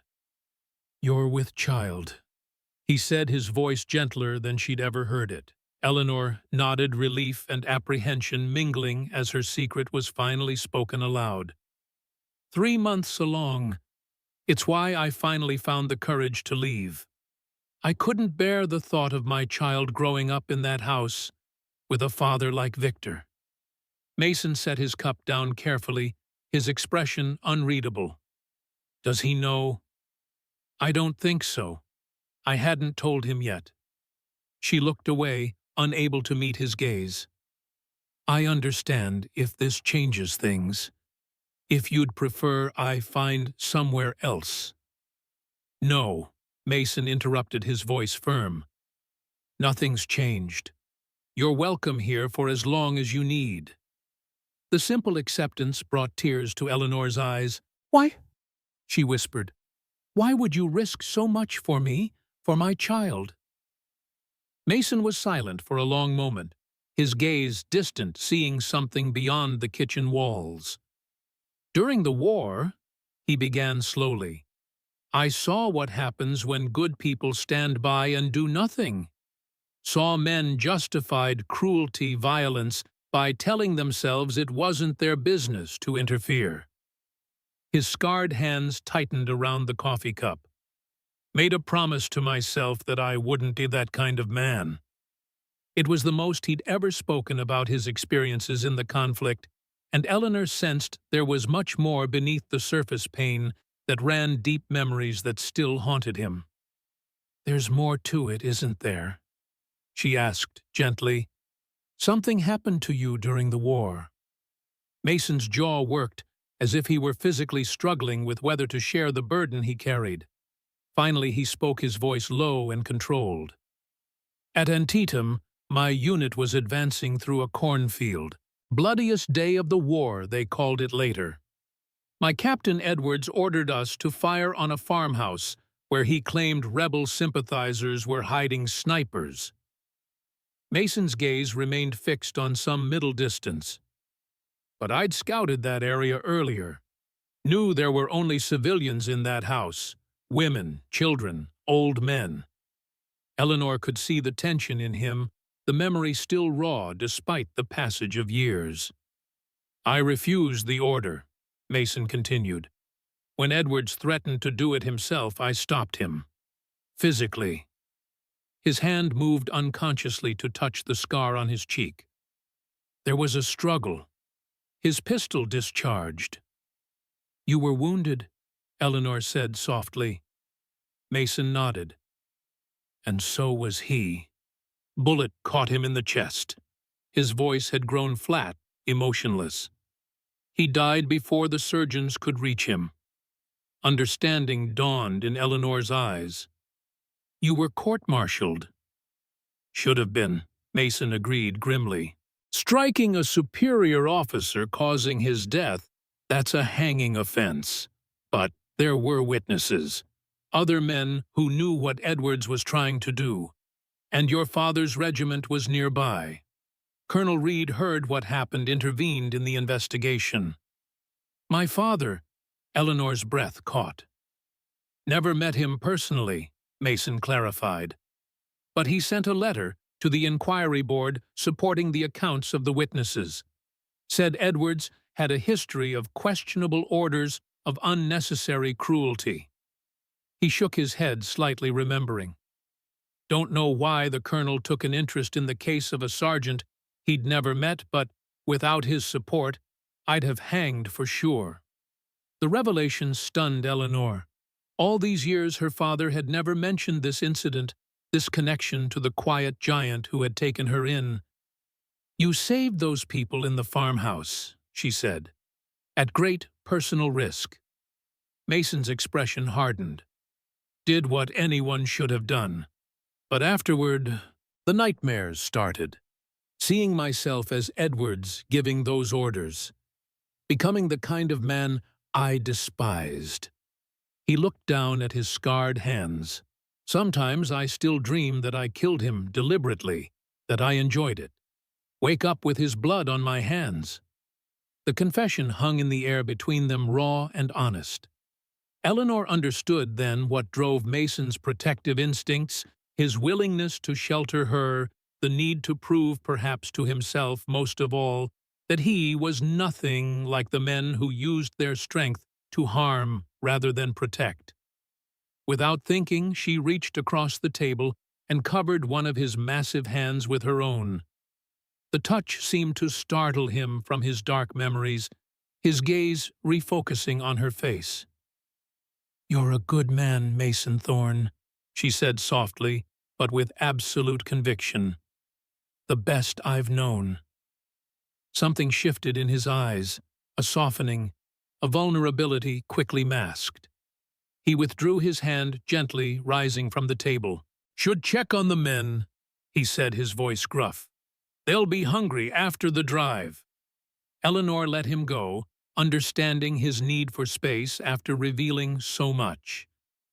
But as he reached the door, she called after him. "Mason." He paused, looking back at her. "Thank you," she said simply, "for telling me, for everything." He nodded once, a gesture that conveyed more than words could have, then stepped outside into the gathering darkness. Eleanor remained at the table, her mind reeling from the revelations of the day. Victor and Silverwood legal proceedings, potentially underway, and now this unexpected connection between Mason and her father. It was almost too much to process. Yet, amid the turmoil, one certainty had emerged clear and unmistakable. She was not alone in this fight. For perhaps the first time since her ill-fated marriage, Eleanor Reed had allies, true allies, who stood with her not out of obligation or self-interest, but out of genuine compassion and a shared sense of justice. It gave her a strength she'd thought lost forever, a courage to face what was coming, and something else, something she dared not yet name, that flickered to life when Mason looked at her with those deep, sad eyes that had seen too much suffering and still somehow retained their kindness. Hope, perhaps, or maybe something more dangerous still. The evening meal was a subdued affair despite the cowboys' attempts at conversation. Mason was quieter than usual, lost in thought, while Eleanor moved through the kitchen with mechanical efficiency, her mind clearly elsewhere. Ezra, Charlie, and Luke exchanged glances, sensing the tension, but respecting the privacy of whatever had transpired between their host and his house guest. They ate well, complimented the cooking appropriately, and retired to the bunkhouse earlier than usual, leaving Mason and Eleanor alone in the lamplight of the kitchen. "You should get some rest," Mason said as Eleanor cleared the last of the dishes. "Tomorrow will be another long day." She nodded, though she doubted sleep would come easily with so much weighing on her mind. "Will you tell the men about Victor, I mean?" Mason considered the question. "Ezra should know at least. He's been with me longest, knows how to handle trouble if it comes." He watched her methodical movements as she wiped down the table. "I won't tell them about the baby, though. That's for you to share when you're ready." Eleanor's hands stilled. "Thank you for that." She hesitated, then asked, "Does it change how you see me?" The question caught Mason off guard. "Why would it?" She shrugged, not meeting his eyes. "Some men would consider it inappropriate. A woman in my condition, unmarried, for all practical purposes, staying in their home." Mason's expression softened imperceptibly. "Don't much care what some men think, never have." He rose his chair, scraping against the floor. "Your child is innocent in all this. Deserves protection as much as you do." The simple statement, delivered without judgment or qualification, eased something tight in Eleanor's chest. She looked up at him, this man who towered over her physically, yet treated her with a gentleness that belied his size. "Good night, Mason," she said softly. He nodded, hesitating, as if there were something more he wanted to say. But in the end, he simply replied, "Good night, Eleanor," and made his way upstairs, his heavy tread echoing through the quiet house. Left alone, Eleanor finished her tasks and prepared for bed, her mind still churning with the day's revelations. Outside, the night had grown cool, the first real hint of the approaching winter. She added a log to the bedroom fire, watching the flames leap higher, casting dancing shadows across the walls. From the small trunk beside her bed, she withdrew her father's letter, rereading the familiar words for perhaps the dozenth time. Colonel Reed wrote with the precise clarity of a military man, but beneath the formal phrasing, his love and concern were evident. "I have never approved of your husband," he had written, "but I respected your choice. Now I find my worst fears confirmed. Rest assured, daughter, that I am making arrangements to join you with all possible haste. In the meantime, stay where you are if you are safe. Trust no one who might report your whereabouts to Caldwell." Eleanor traced the signature with her fingertip, drawing comfort from the knowledge that her father was coming. But would he arrive in time? And could even the respected Colonel Reed stand against Victor's influence and manipulations? A soft knock at her door startled her from her thoughts. "Yes," she called hastily, folding the letter. "It's me," Mason's deep voice replied. "Something I forgot to mention." Eleanor quickly tucked the letter away and adjusted her dressing gown. "Come in." The door opened, and Mason stood awkwardly in the threshold, too large for the narrow doorframe. He'd removed his boots, but was otherwise still dressed as if sleep eluded him as well. "What is it?" Eleanor asked, noting the troubled expression on his face. "Remembered something from my meeting with Caldwell today," Mason said, keeping his voice low despite the empty house. "He mentioned investments, business interests in the region." Eleanor nodded, unsurprised. "Victor always combines business with personal matters. It's his way. Thing is," Mason continued, "he seemed particularly interested in my water rights. Mentioned them specifically, same as Wells has been doing for months." Eleanor frowned, considering. "The drought has been severe this year, hasn't it?" "Worst in decades," Mason confirmed. "That creek on my property is one of the few reliable water sources for miles around. been coveted by more than Wells over the years. Understanding dawned in Eleanor's eyes. You think Victor's investment plans involve acquiring water rights throughout the region? Mason nodded grimly. Control the water, control the land. It's an old strategy, but effective, especially with the railroad expanding, bringing more settlers. That would be typical of Victor, Eleanor said, her voice hardening. He's made his fortune buying up resources people can't live without, then charging whatever the market will bear. If that's his game, finding you is only part of why he's here, Mason reasoned, which means he's not likely to leave anytime soon, even if you were to disappear again. The implication was clear: running would only delay the inevitable. Victor would pursue her relentlessly wherever she went. Eleanor sank onto the edge of the bed, suddenly weary beyond words. So we wait, for my father, for Victor's next move. We prepare, Mason corrected gently, and we watch. Caldwell might be clever, might have influence, but he's not from here. Doesn't understand the land or the people. Eleanor looked up at him, drawing strength from his steady presence. Thank you for telling me, for treating me as a partner in this, not someone to be protected from the truth.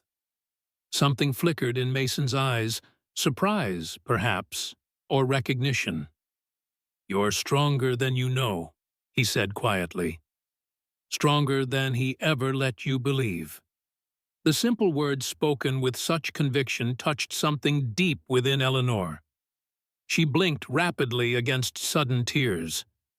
Mason shifted uncomfortably, clearly regretting having upset her. I should let you rest. Wait, Eleanor said impulsively. There's something else you should know. About Victor. Mason paused, his expression attentive.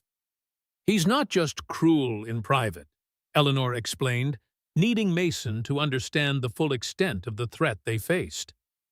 He's calculating. The public face he presents, charming, reasonable, concerned, is a mask. But what makes him truly dangerous is his patience.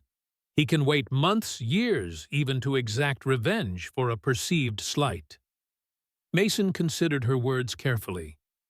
You're saying he won't rush in, that he'll wait for the right moment. Yes, Eleanor confirmed. He cultivates allies, gathers information, identifies weaknesses. Only when he's certain of success does he strike. She met Mason's gaze directly. And he never loses. Not in business, not in personal matters.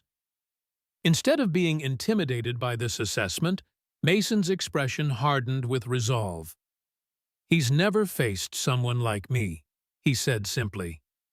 The quiet confidence in his voice should have seemed like bravado, but Eleanor knew it was not. Mason Thorne was not a man who made empty boasts or underestimated his opponents. No, she agreed softly. I don't believe he has. A moment of understanding passed between them, wordless but profound. Whatever came next, they would face it together. Mason nodded once, a gesture that conveyed more than words could have. Try to rest, he said. I'll be close, if you need anything. After he left, Eleanor lay awake for a long time, staring at the ceiling as the fire burned low in the grate. Outside, a coyote called lonely and plaintive in the vast darkness, and was answered by another in the distance. Like the coyote's call, Eleanor's fear was answered by something stronger, a determination that had been growing within her since the night she'd fled Victor's house, with nothing but the clothes on her back, and the desperate need to protect the child she carried. Whatever Victor Caldwell was planning, whatever legal or financial pressure he might bring to bear on Mason Thorne, Eleanor Reed would not return to a life of fear and subjugation. Not while she had breath in her body. For her child's sake. For her own. And she admitted in the darkness of her room, for the sake of the quiet giant who had risked everything to protect a stranger, who continued to risk everything to protect her.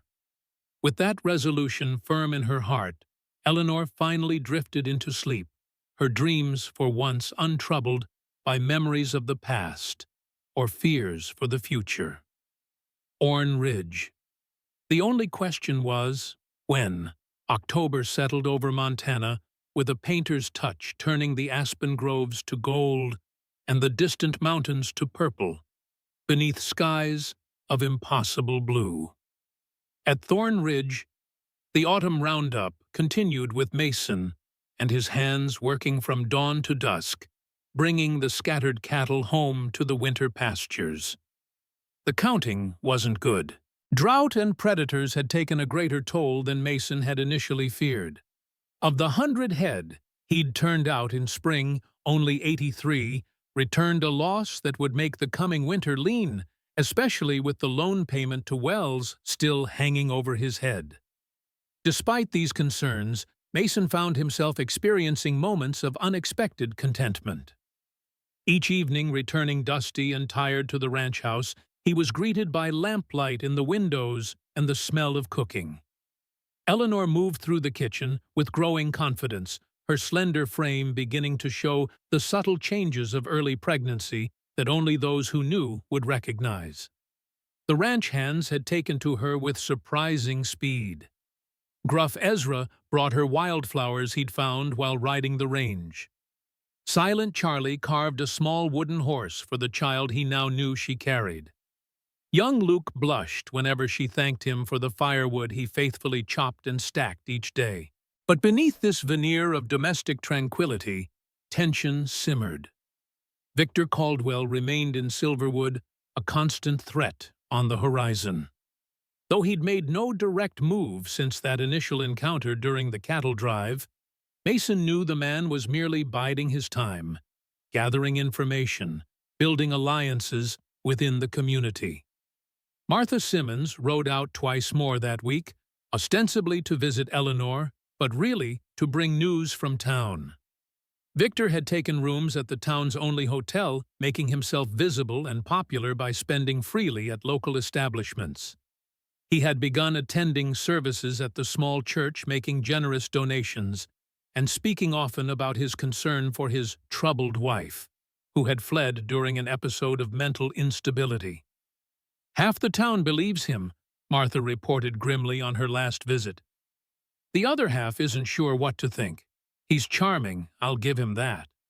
"What about Sheriff Grant?" Mason had asked, his expression betraying none of his concern. "Keeping his own counsel for now," Martha replied. "But he's been seen dining with Caldwell and Wells several times, and Judge Wilson has agreed to hear a petition next week." "What kind of petition?" Eleanor had asked, her hands stilling on the quilt she was piecing together for the coming baby. "For a writ compelling your return to your husband's custody," Martha explained, "on grounds of mental incompetence and concern for your safety." Her expression had softened with sympathy. "They're claiming your pregnancy as evidence of your instability, that the strain of your condition has affected your judgment." Eleanor had gone pale at this news, her hands trembling so badly that Mason had instinctively moved to her side, his large frame seeming to shelter her from the harsh reality of Martha's words. "Can they do that?" he'd asked, his voice low with barely controlled anger. "Force her to return based on such claims?" Martha had shrugged helplessly. "Law tends to side with husbands in these matters. And Victor's brought witnesses from Boston, a doctor who's prepared to testify that Eleanor has a history of female hysteria and delusional episodes." Now, a day later, Mason stood on the porch watching the sun sink behind the western mountains, turning the sky to pure. Eleanor's news from Martha weighed heavily on his mind. The legal noose was tightening, and Mason saw fewer and fewer ways to loosen it. The sound of the door opening behind him pulled Mason from his thoughts. Eleanor stepped out, wrapping a shawl around her shoulders against the evening chill. "Beautiful sunset," she observed, coming to stand beside him at the railing. Mason nodded, his profile etched in gold by the fading light. "Winter's coming. Can tell by the color." Eleanor studied his face, reading the tension there. Over the past weeks, she'd grown adept at interpreting his moods, at seeing past the stoic mask he presented to the world. "You're worried about the hearing," she said. It wasn't a question. Mason turned to look at her, his gaze softening, as it often did when their eyes met. "Victor's building a strong case, legal, respectable." "Based on lies," Eleanor said, a note of bitterness entering her voice. "But then, he's always been good at making lies sound like truth." "Problem is," Mason continued carefully, "there's truth mixed in with the lies. You are his wife legally. You did leave without warning. And you are—" He gestured vaguely toward her middle, where the swell of pregnancy was becoming more noticeable. "Carrying his child," Eleanor finished for him. "Yes, all true." She looked out over the land that had become a sanctuary to her. "But the reasons I left the Bruises, the fear, those are true, too." Mason's hands tightened on the porch railing. "Judge Wilson's fair generally, but he's traditional. Believes in the sanctity of marriage vows, a husband's authority." "As do most men," Eleanor acknowledged with a sigh. They stood in silence for a moment, watching as the first stars appeared in the darkening sky. The air was growing colder, carrying the crisp scent of pine and the promise of frost by morning. "I won't go back to him," Eleanor said finally, her voice quiet but resolute. "Not willingly." Mason turned to face her fully. "I won't let them take you against your will," he promised, his voice carrying the weight of an oath. "No matter what the judge decides." The fervor in his words startled her. "Mason, you can't defy a court order. That would make you a criminal." "Wouldn't be the first time I've stood against what I believed was wrong," he replied, a shadow crossing his face as he remembered another time, another choice that had changed the course of his life. Eleanor reached out impulsively, her small hand covering his massive one on the railing.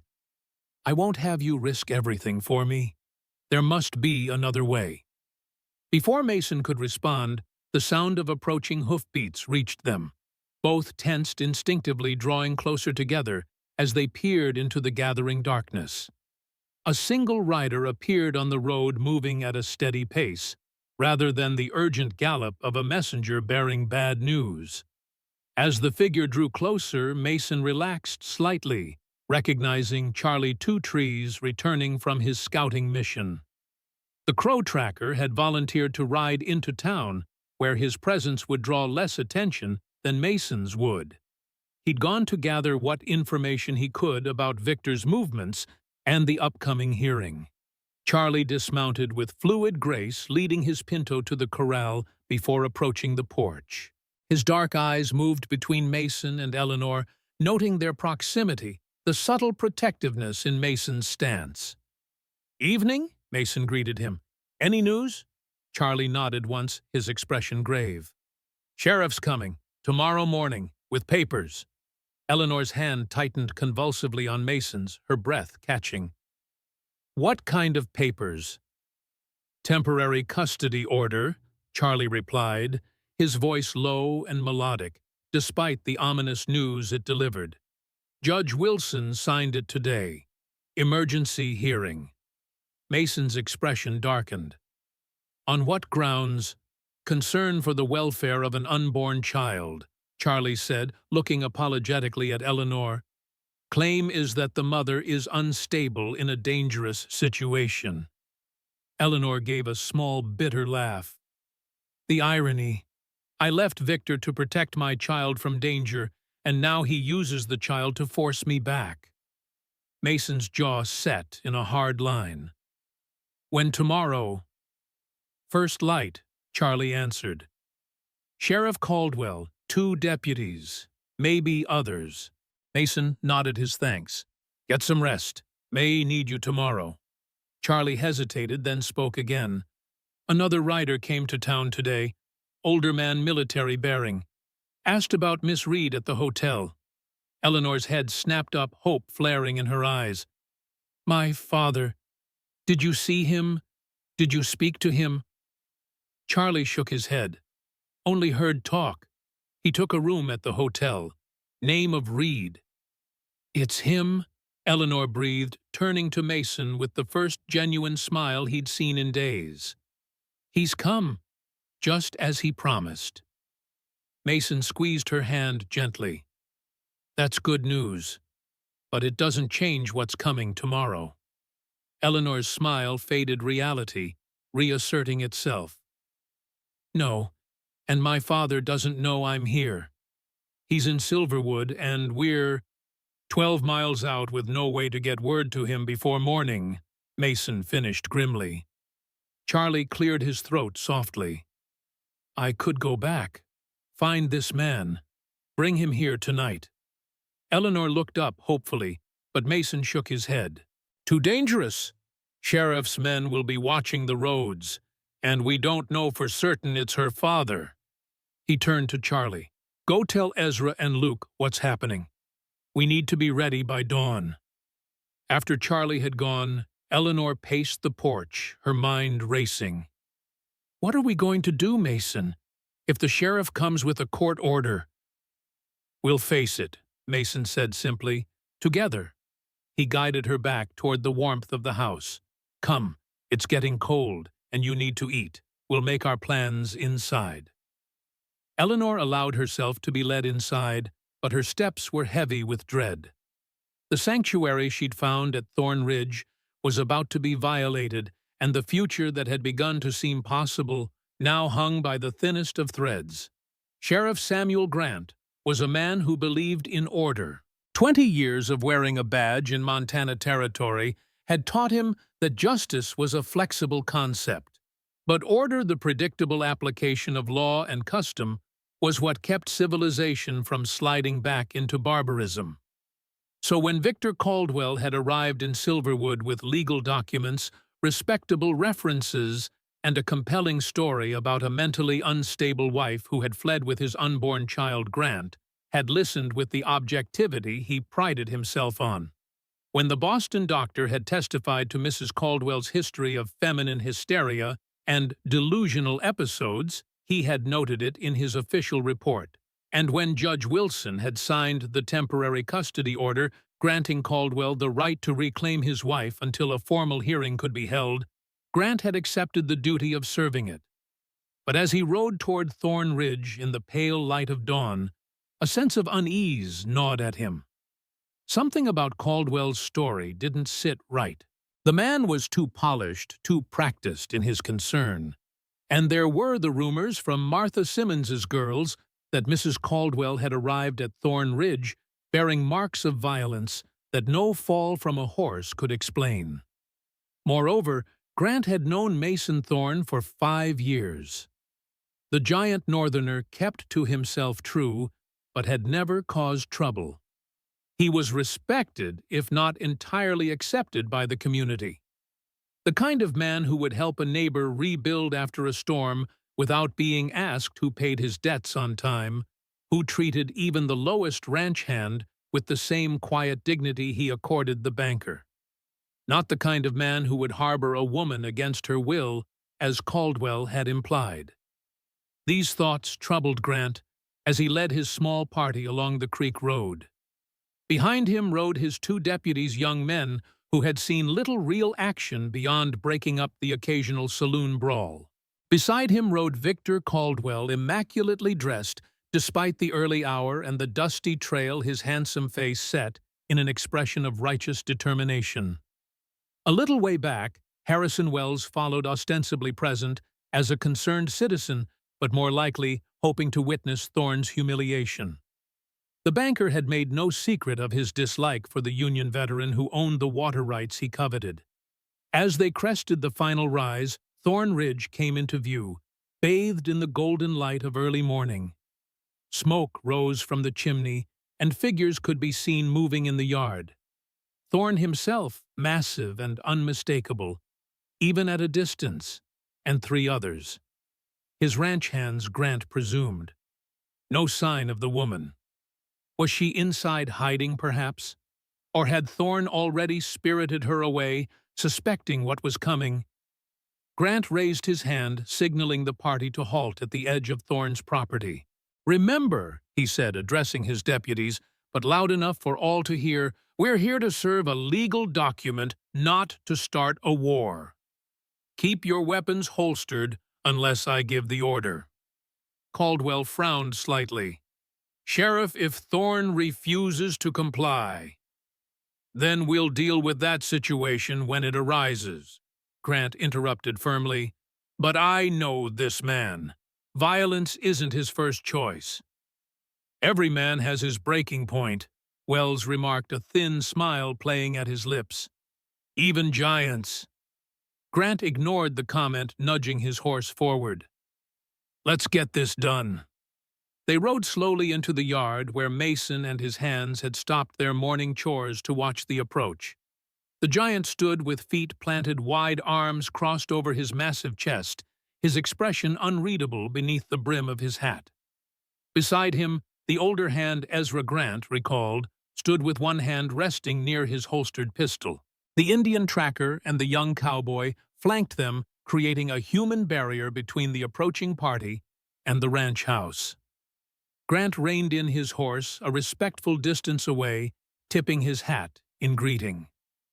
"Morning, Thorne." Mason nodded once. "Sheriff?"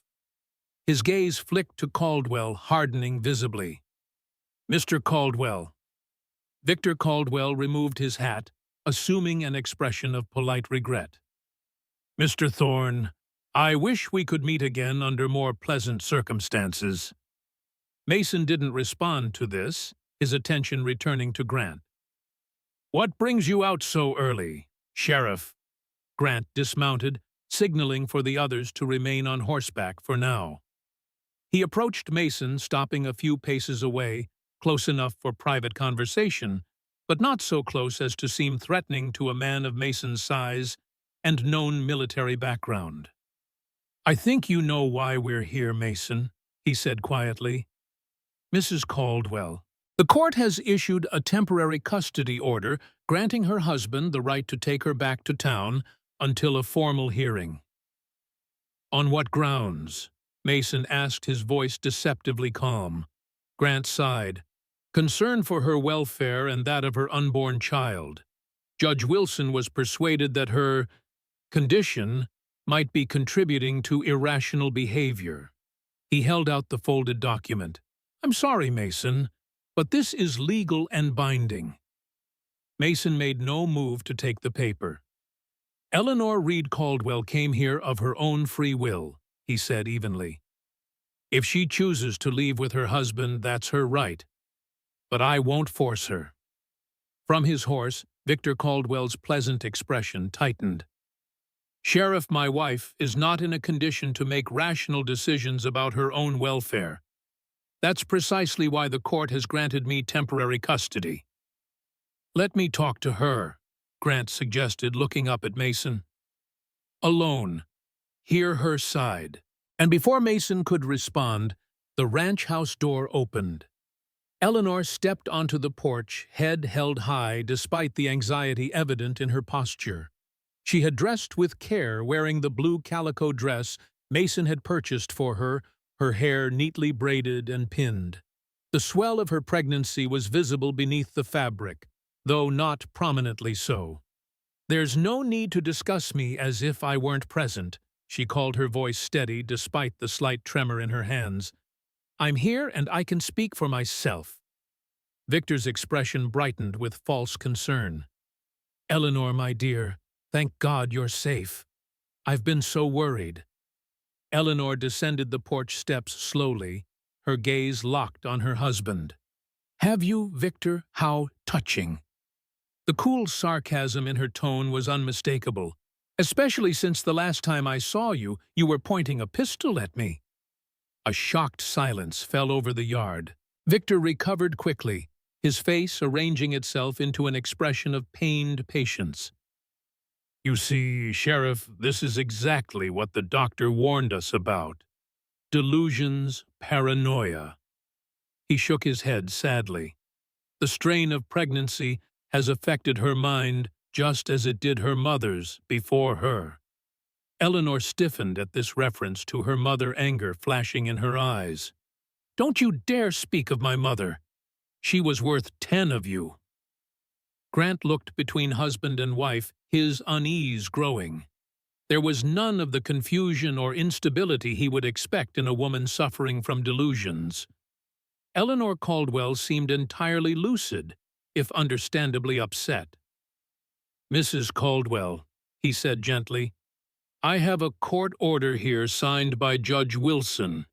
It grants your husband temporary custody until a formal hearing can be held next week. I'm aware of what Victor has arranged, Eleanor replied, her voice tight with controlled emotion. He's very good at arranging things to his advantage. But I will not go with him willingly, Sheriff. I fled because I feared for my life and that of my unborn child. She raised her chin defiantly. If you intend to force me, you should know what kind of man you're delivering me to. Victor sighed theatrically. You see how unreasonable she's become, Eleanor, please. You know I would never harm you or our child. I only want to take care of you as I promised in our wedding vows. Vows you broke the first time you raised your hand to me. Eleanor responded, her voice cold. Grant found himself increasingly torn. The law was clear, a husband had authority over his wife, especially one in a delicate condition. But there was nothing in Eleanor Caldwell's demeanor that suggested instability or irrationality, and the accusation of violence was troubling, to say the least. Mason stepped forward, placing himself slightly between Eleanor and the mounted men. Sheriff, I think we need to consider carefully what's happening here. Mrs. Caldwell came to my property injured, beaten, and shot at. She's stayed of her own free will, and has shown no signs of the instability her husband claims. Shot at? Grant repeated, his brow furrowing. This is the first I'm hearing of gunfire. Because it's another of her delusions, Victor interjected smoothly. Eleanor has always had a flair for the dramatic, I'm afraid, a trait that has only worsened with her condition. It's not a delusion, Mason insisted quietly. The bullet grazed her side. I treated the wound myself when I found her on the creek road. Grant's hand moved instinctively to the butt of his revolver, though he didn't draw it. That's a serious accusation, Thorne. Yes, it is, Mason agreed, his gaze steady. And not one I make lightly. Victor Caldwell's handsome face darkened with the first genuine emotion Grant had seen from him, anger quickly masked. This is absurd. I came to Montana to find my mentally unstable wife, not to be accused of attempted murder by He caught himself, but the contempt in his voice was clear. By a what, Mr. Caldwell? Mason prompted, a dangerous edge entering his voice.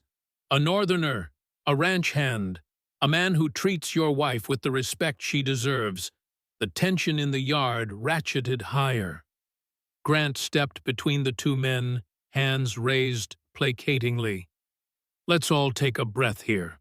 Mrs. Caldwell, would you be willing to come to town peacefully, not to return to your husband's custody immediately, but to appear before Judge Wilson and tell your side of this story? Eleanor hesitated, looking to Mason. Some wordless communication passed between them before she nodded slowly. I would be willing to appear before the judge, she said carefully. But I will not stay with Victor. Not for a single night. That's not acceptable. Victor snapped, his polished facade cracking further. The court order is clear. She is to be returned to my custody until the hearing. Perhaps we can reach a compromise, a new voice suggested from the edge of the yard. All heads turned to see an older man on horseback approaching from the creek road. He wore a travel-stained but well-cut suit, and though his beard was now mostly gray, he sat his horse with the straight-backed posture of a career military man. At his side rode Charlie Two Trees, who must have slipped away during the confrontation to fetch the newcomer. Eleanor's face lit with recognition and relief. "Papa?" Colonel William Reed dismounted with the stiffness of a long journey, but his steps were firm as he crossed to embrace his daughter. "Eleanor, my dear, thank God I found you." Victor's expression froze in a mask of barely concealed fury. "Colonel Reed, this is unexpected." "I imagine it is," Reed replied dryly, keeping one arm protectively around Eleanor's shoulders as he faced his son-in-law. "Though not nearly as unexpected as discovering that my daughter fled your home in fear of her life." Grant cleared his throat. "Sir, I don't believe we've met. I'm Sheriff Samuel Grant." Reed turned, assessing the lawman with the practiced eye of a commander. "Colonel William Reed, 20th Massachusetts, retired. I believe you're holding a court order regarding my daughter." Grant nodded, somewhat taken aback by the authoritative presence of the older man. "Yes, sir. Temporary custody to her husband pending a hearing." Reed held out his hand. "May I?" Grant handed over the document, watching as Reed scanned it quickly, his expression hardening. "I see," he said finally. "Based on testimony from a Dr. Harrington regarding my daughter's mental state." He looked up, his gaze sharp. "The same Dr. Harrington who was censured by the Massachusetts Medical Society last year for improper conduct with female patients, who has been known to diagnose hysteria in any woman who dares contradict her husband, that Dr. Harrington—" Victor's face had gone pale. "Colonel, I don't think this is the appropriate venue for—" "I quite agree," Reed interrupted crisply. "The appropriate venue is before Judge Wilson with all facts presented, including the fact that I have brought with me sworn affidavits from 3 servants who witnessed you strike my daughter on multiple occasions, and a letter from our family physician documenting the injuries Eleanor sustained while under your care." A stunned silence fell over the yard. Mason looked at Colonel Reed with newfound respect, understanding now where Eleanor had inherited her courage and quick mind. Sheriff Grant's hand dropped from his revolver, his expression troubled. "Colonel Reed, these are serious allegations." "Indeed, they are, Sheriff. As serious as the charge of mental instability that has been leveled against my daughter." Reed's voice carried the unmistakable ring of command. "I propose a modification to Judge Wilson's order. Eleanor will come to town for the hearing, but will remain in my custody until then. As her father and closest male relative after her husband, I believe that would satisfy both the letter and the spirit of the law." Grant considered the suggestion, relief evident in his face at this potential resolution. "That seems reasonable to me, Mr. Caldwell." Victor's jaw worked, his eyes cold with fury, but he was too intelligent to openly oppose such a reasonable compromise, especially from a respected military officer. "If the colonel is determined to involve himself in a private matter between husband and wife," he said stiffly, "I suppose I have little choice but to agree, for now." "Excellent," Reed said, as if the matter were settled. "Eleanor can gather her things and we'll ride to town immediately." He turned to Mason, extending his hand. "You must be Mr. Thorne. I believe I owe you my thanks for sheltering my daughter." Mason took the offered hand, his massive paw engulfing the colonel's.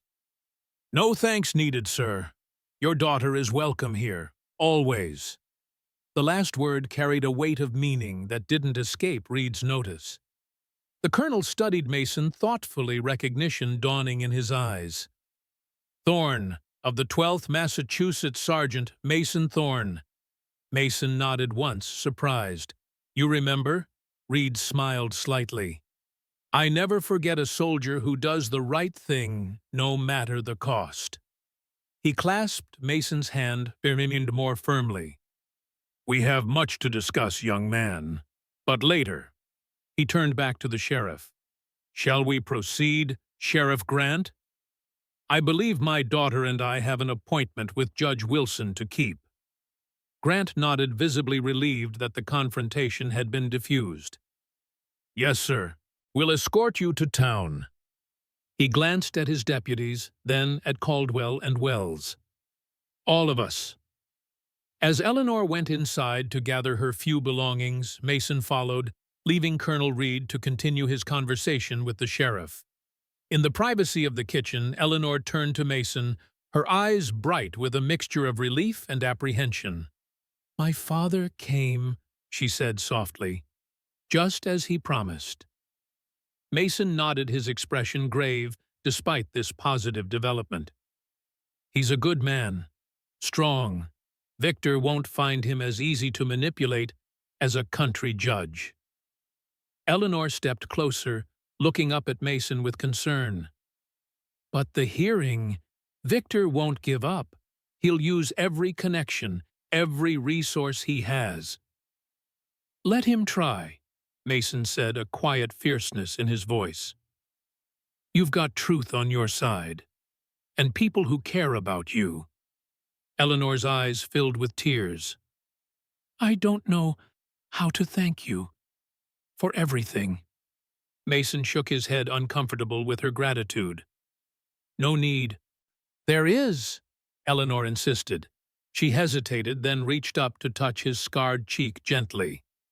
Whatever happens in town, whatever the judge decides, I want you to know that these weeks at Thorn Ridge have been the first time in years that I've felt. She searched for the word. Safe, respected, valued. Mason's hand came up to cover hers, engulfing it in his warm grasp. You'll always have a place here, he said softly, if you want it. The simple offer spoken in his deep, rumbling voice held more meaning than any flowery declaration could have.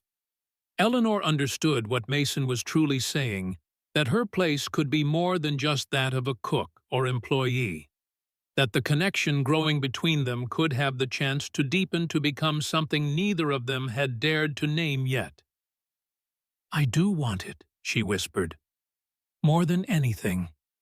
For a brief moment, they stood there, connected by touch and gaze and unspoken feeling. Then, from outside, Colonel Reed's voice called Eleanor's name, breaking the spell. Eleanor reluctantly withdrew her hand from Mason's face. I have to go. Mason nodded, stepping back. I'll be right behind you, taking Ezra and Charlie to town too, for the hearing. A small smile touched Eleanor's lips at this promise of continued support. Thank you. She gathered her small bundle of possessions, including the half-finished baby quilt and her father's letter. As they stepped back onto the porch, Eleanor squared her shoulders, preparing to face whatever came next. Victor Caldwell watched from his horse, his handsome face set in lines of barely concealed rage, as he observed the quiet intimacy between his wife and the giant rancher. But when Eleanor approached, he quickly assumed an expression of concerned patience. Ready, my dear? He asked, as if they were merely setting out for a social call rather than a legal battle that would determine the course of their lives. Eleanor didn't deign to answer him, turning instead to her father, who helped her mount the spare horse he had brought. Colonel Reed then swung into his own saddle with the practiced ease of a lifetime horseman. We'll see you in town, Mr. Thorne, he called with a respectful nod to Mason. As the party rode out, Eleanor glanced back, once her gaze finding Mason's across the yard. In that look was a promise to be strong, to fight to return if she could. Mason watched until they disappeared from view, his massive form still and silent as a statue. Only when they were gone did he turn to Ezra, his expression set with grim determination. "Get the horses ready," he said. "We're going to town." Silverwood's courthouse was a plain wooden structure that served multiple functions for the growing town legal proceedings, town meetings, church services, on alternating Sundays, and occasionally dances. Today it was packed to capacity with curious townspeople eager to witness the drama unfolding between the wealthy Easterner and his allegedly unstable wife. Judge Horace Wilson presided from behind a simple desk on a raised platform. A former attorney from St. Louis, who had come west for his health 20 years earlier, Wilson was known for his no-nonsense approach to the law and his impatience with what he called big city complications. Eleanor sat beside her father at one table, her back straight, her expression composed, despite the whispers and stares of the assembled crowd. Victor Caldwell and his attorney, a slick-looking man he'd somehow acquired from the territorial capital, occupied the opposing table. Mason, Ezra, and Charlie had found places at the back of the room, their tall frames allowing them to see over the heads of the seated spectators. Martha Simmons sat nearby, having closed her saloon for the afternoon to show her support. Judge Wilson rapped his gavel, bringing the murmuring crowd to silence. "This is a hearing to determine the custody of Mrs. Eleanor Reed Caldwell," he announced, his voice carrying easily in the packed room. "I have before me a petition from her husband, Mr. Victor Caldwell, requesting that she be returned to his care on grounds of mental instability exacerbated by her pregnant condition." He peered over his spectacles at the assembled parties. "Mr. Caldwell's attorney has submitted statements from a Dr. Harrington of Boston testifying to Mrs. Caldwell's history of hysteria and delusional episodes." He turned his attention to Eleanor. "Mrs. Caldwell, do you have representation?" Colonel Reed rose. "Your Honor, I will be speaking on my daughter's behalf.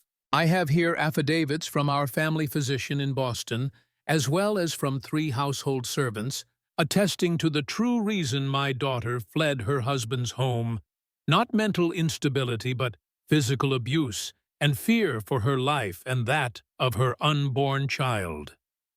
Murmurs rippled through the crowd. Judge Wilson frowned, accepting the documents Reed presented. "Serious accusations, Colonel," he noted, scanning the papers. "Yes, Your Honor," Reed agreed gravely. "And not made lightly. My daughter bears the evidence on her body bruises that were witnessed by Mr. Thorne when he found her injured on his property, and a bullet wound inflicted when her husband fired at her as she fled." Gasps and exclamations followed this statement. Victor leaned close to his attorney, whispering furiously. The attorney rose, adjusting his waistcoat. "Your Honor, these are wild accusations without foundation. Dr. Harrington has documented Mrs. Caldwell's tendency toward self-harm during her episodes. Any injuries she may have sustained were likely self-inflicted, a common symptom of her condition." Eleanor's face flushed with anger at this blatant lie. "That is absolutely false," she said, clearly rising to her feet despite her father's cautioning hand. "Your Honor, may I speak?" Judge Wilson studied her for a moment, then nodded. "You may, Mrs. Caldwell." Eleanor took a deep breath, gathering her courage. "I am not mentally unstable. I am not delusional. I am a woman who married unwisely, who endured years of abuse at the hands of a man who presented one face to the world and another entirely behind closed doors." Her voice strengthened as she continued. "I fled when I discovered I was carrying a child, because I could not bear to bring an innocent life into such a household. I would rather die than return to my husband's care." So the room had gone completely silent, all eyes on the slender woman whose dignity and clear-eyed conviction were at odds with the picture Victor had painted of a hysterical, deluded wife. Victor rose smoothly, his handsome face arranged in an expression of pained concern. "Your Honor, if I may, my wife's performance only confirms what Dr. Harrington observed. These delusions of persecution, these unfounded accusations, they began shortly after she discovered her pregnancy, just as her mother experienced similar episodes before her. I have only ever treated Eleanor with love and patience despite the challenges her condition presents." Judge Wilson frowned, looking between husband and wife. "This is a troubling situation. On one hand, the law is clear regarding a husband's authority. On the other, these accusations of abuse cannot be ignored." He turned to Sheriff Grant, who stood at the side of the room. "Sheriff, in your professional capacity, did you observe anything during your visit to Thorn Ridge that would support either party's claims?" Grant stepped forward, removing his hat. "Your Honor, Mrs. Caldwell appeared entirely lucid and rational to me. She showed no signs of the instability Mr. Caldwell describes." He hesitated, then continued. "As for the accusation of a gunshot wound, I did not personally observe any injury, but Mr. Thorne confirmed that he treated such a wound when Mrs. Caldwell first arrived at his ranch." "Hearsay," Victor's attorney interjected dismissively. "Perhaps," Judge Wilson acknowledged, "but troubling nonetheless." He shuffled through the papers before him. "I see here a statement from Martha Simmons regarding Mrs. Caldwell's condition upon arrival in Silverwood. Mrs. Simmons, are you present?" Martha stood nodding. "I am, Your Honor." "Please approach and tell the court what you observed."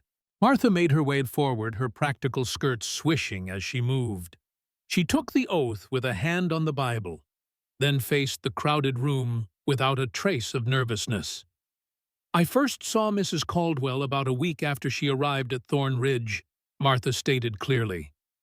"She was still showing signs of injury bruises on her face and arms, and she moved like someone healing from a painful wound. These were not self-inflicted injuries, Your Honor. I've seen enough beaten women in my time to know the difference." Victor's attorney rose again. "Your Honor, with all due respect, Mrs. Simmons runs a saloon. Hardly an unbiased or reputable witness." Martha's eyes flashed dangerously. "I may run a saloon, sir, but I've never raised my hand to a woman, which is more than can be said for your client." Judge Wilson rapped his gavel as murmurs again rippled through the crowd. "That's enough, Mrs. Simmons. Please confine yourself to what you observed, not conjecture." "What I observed," Martha continued firmly, "was a woman recovering from violence. A woman who flinched at loud noises and sudden movements. A woman terrified of being found by her husband." She looked directly at Victor. "Those aren't signs of madness, Your Honor. They're signs of abuse." Victor leaned forward, whispering urgently to his attorney, who nodded and rose once more. "Your Honor, these theatrical accusations aside, the legal matter is clear. Mrs. Caldwell is legally married to my client. She is carrying his child. The law grants him authority over her person and welfare, especially in her delicate condition." He spread his hands.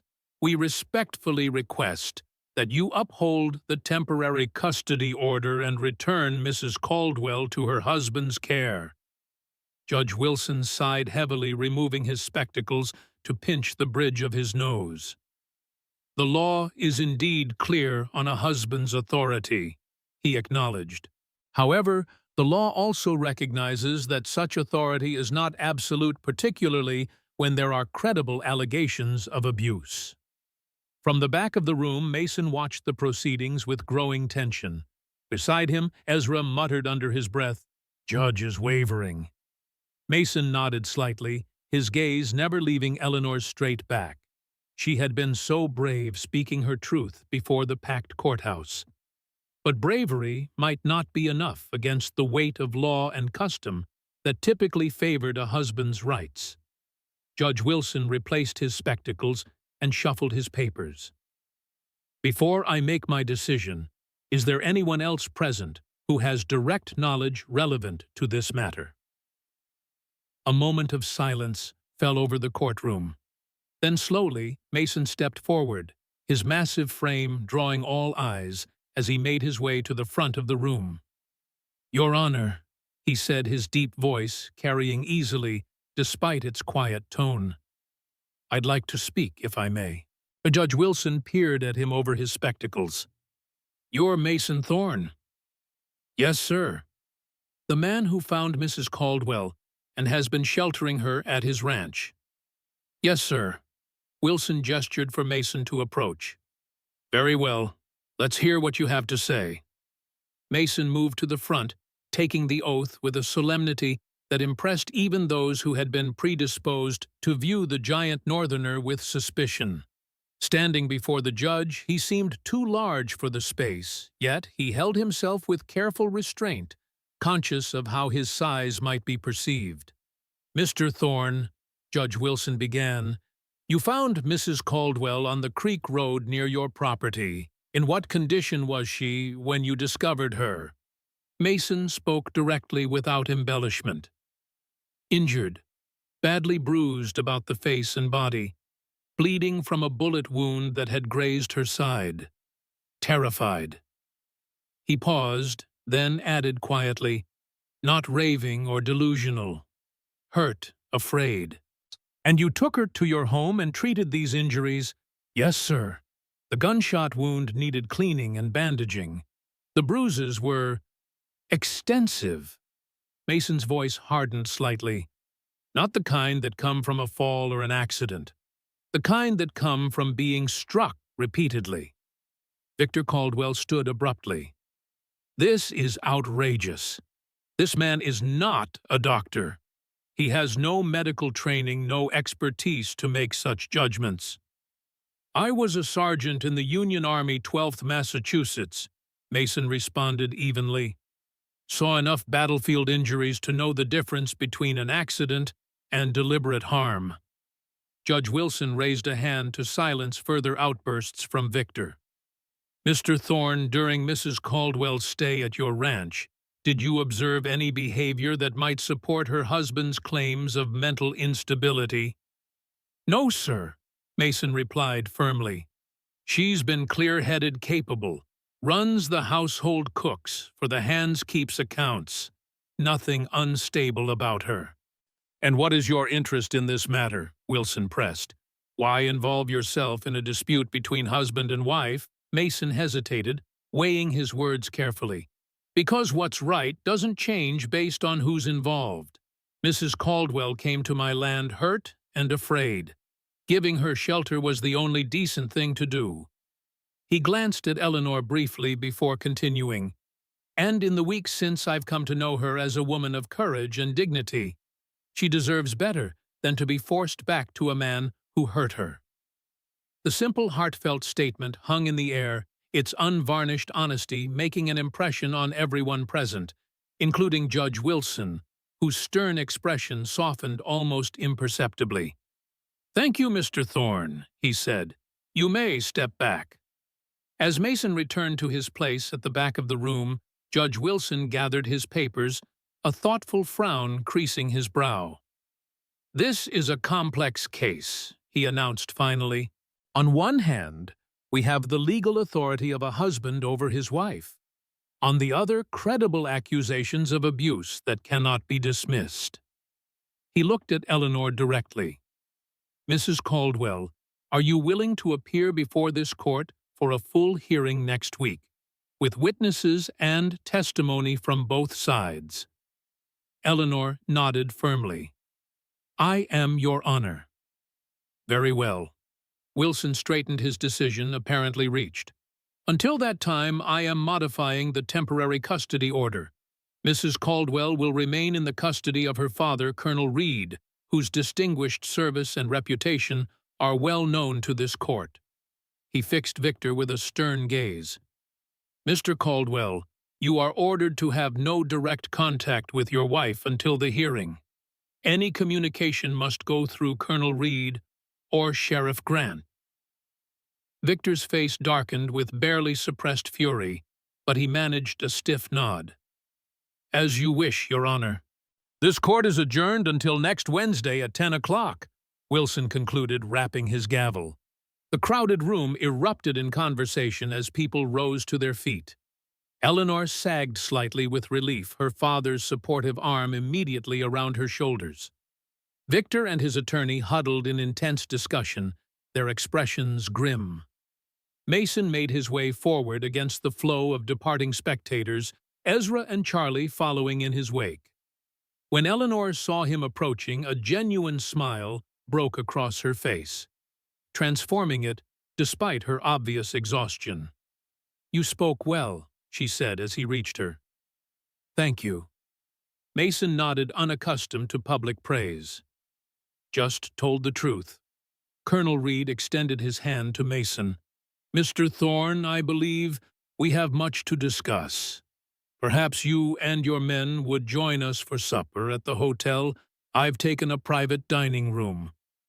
Mason glanced at Eleanor, who nodded encouragingly. "We'd be honored, sir."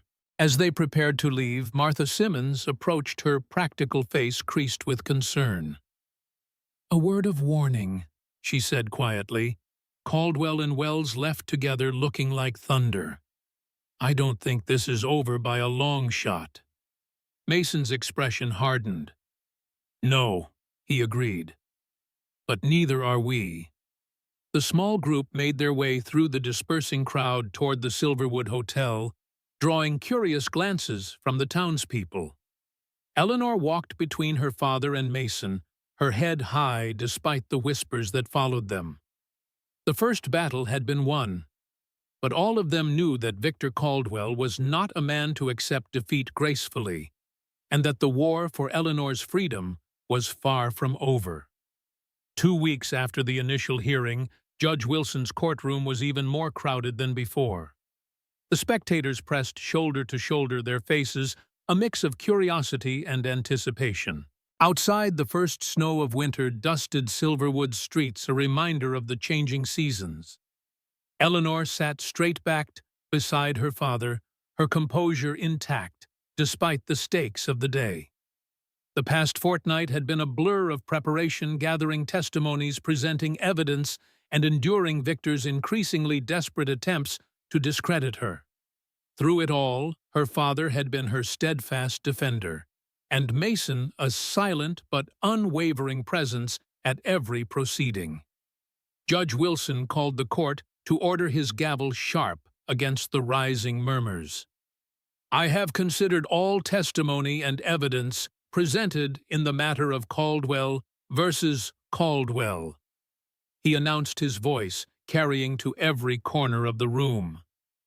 "The allegations of abuse have been substantiated by multiple witnesses. The counterclaims regarding Mrs. Caldwell's mental state appear to be without merit, fabricated for the purpose of control rather than concern." Victor's face darkened, his attorney leaning close to whisper something in his ear. "It is therefore my ruling," Wilson continued, "that Mrs. Eleanor Reed Caldwell be granted a legal separation from her husband, Victor Caldwell. She will retain sole custody of her unborn child, with Mr. Caldwell permitted supervised visitation only should he desire it, and the court deem it appropriate." A collective gasp moved through the room. Eleanor closed her eyes briefly, relief washing over her in a dizzying wave. "Furthermore," the judge added, "I am forwarding evidence of Mr. Caldwell's violent conduct to the district attorney for possible criminal charges. This court is adjourned." The gavel came down with finality.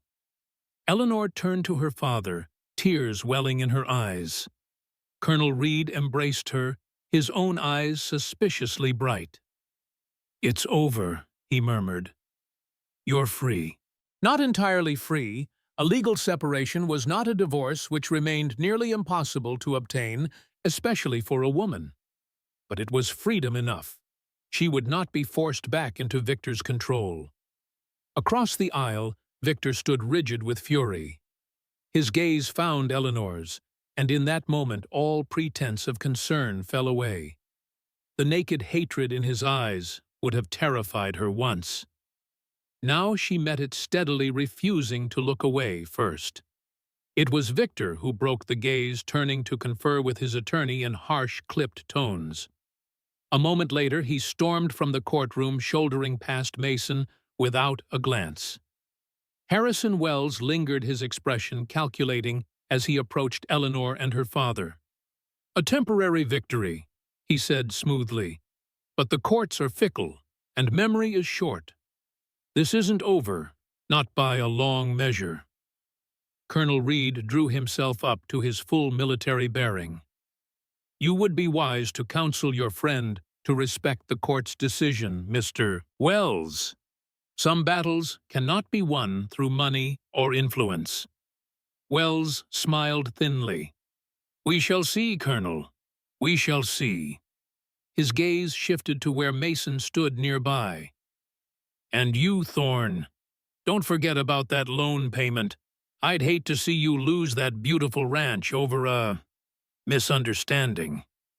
After Wells departed, Mason joined them, his expression grave, but his eyes holding a warmth reserved only for Eleanor. "What now?" he asked simply. Eleanor looked between her father and Mason. "Papa has asked me to return to Boston with him," she said softly. "To have the baby there, where he can help look after us." Something flickered in Mason's eyes, disappointment quickly masked. He nodded once, accepting. "That's sensible. Boston has proper doctors' society. Better place to raise a child." "Yes," Eleanor agreed. "But it's not home." She glanced at her father, who smiled with understanding. "Not anymore." Colonel Reed cleared his throat. "I've been considering my options," he said conversationally. "The regiment's doctor has been after me to consider a warmer climate for my old war wounds. Montana's winters are harsh, but I understand the summers are quite pleasant." Mason looked at him in surprise. "You're thinking of staying, sir?" "Perhaps. There's a small property for sale on the edge of town. Might make a suitable place for a retired officer to watch his grandchild grow." Reed's eyes twinkled. "With frequent visits to a certain ranch, of course. If that would be welcome." Mason's gaze returned to Eleanor, a question in his eyes. She smiled, the first truly unburdened smile since he'd known her. "I'd like to go home," she said simply. "To Thorn Ridge." 1 month later, the first real blizzard of winter howled around Thorn Ridge, blanketing the land in pristine white. Inside the ranch house glowed with warmth and light. In the parlor that had stood empty for so many years, a fire crackled in the hearth, casting dancing shadows on the walls. Eleanor sat at the battered upright piano that Mason had somehow procured from town, her fingers moving slowly over the keys. The melody was simple, but sweet, filling the room with gentle harmony. Mason watched from his chair by the fire, Valor at his feet. The changes in the house still surprised him daily: curtains at the windows, rugs on the floors, books, and small treasures appearing on shelves that had gathered nothing but dust for years. Eleanor's pregnancy was more noticeable now, the gentle curve of her belly evident beneath her dress. According to her father's letters from town, Victor had returned to Boston shortly after the hearing, his business ventures in Montana suddenly abandoned. Wells remained a shadow on the horizon, but his threats had proven empty so far. Mason's ranch was prospering despite the harsh winter, the cattle healthy, the creek flowing strong and clear. Eleanor finished the piece and turned on the piano bench to face him, a smile playing at the corners of her mouth. "What are you thinking about sitting there so serious?" she asked. Mason considered the question. "Thinking that I never expected to have this again," he said finally.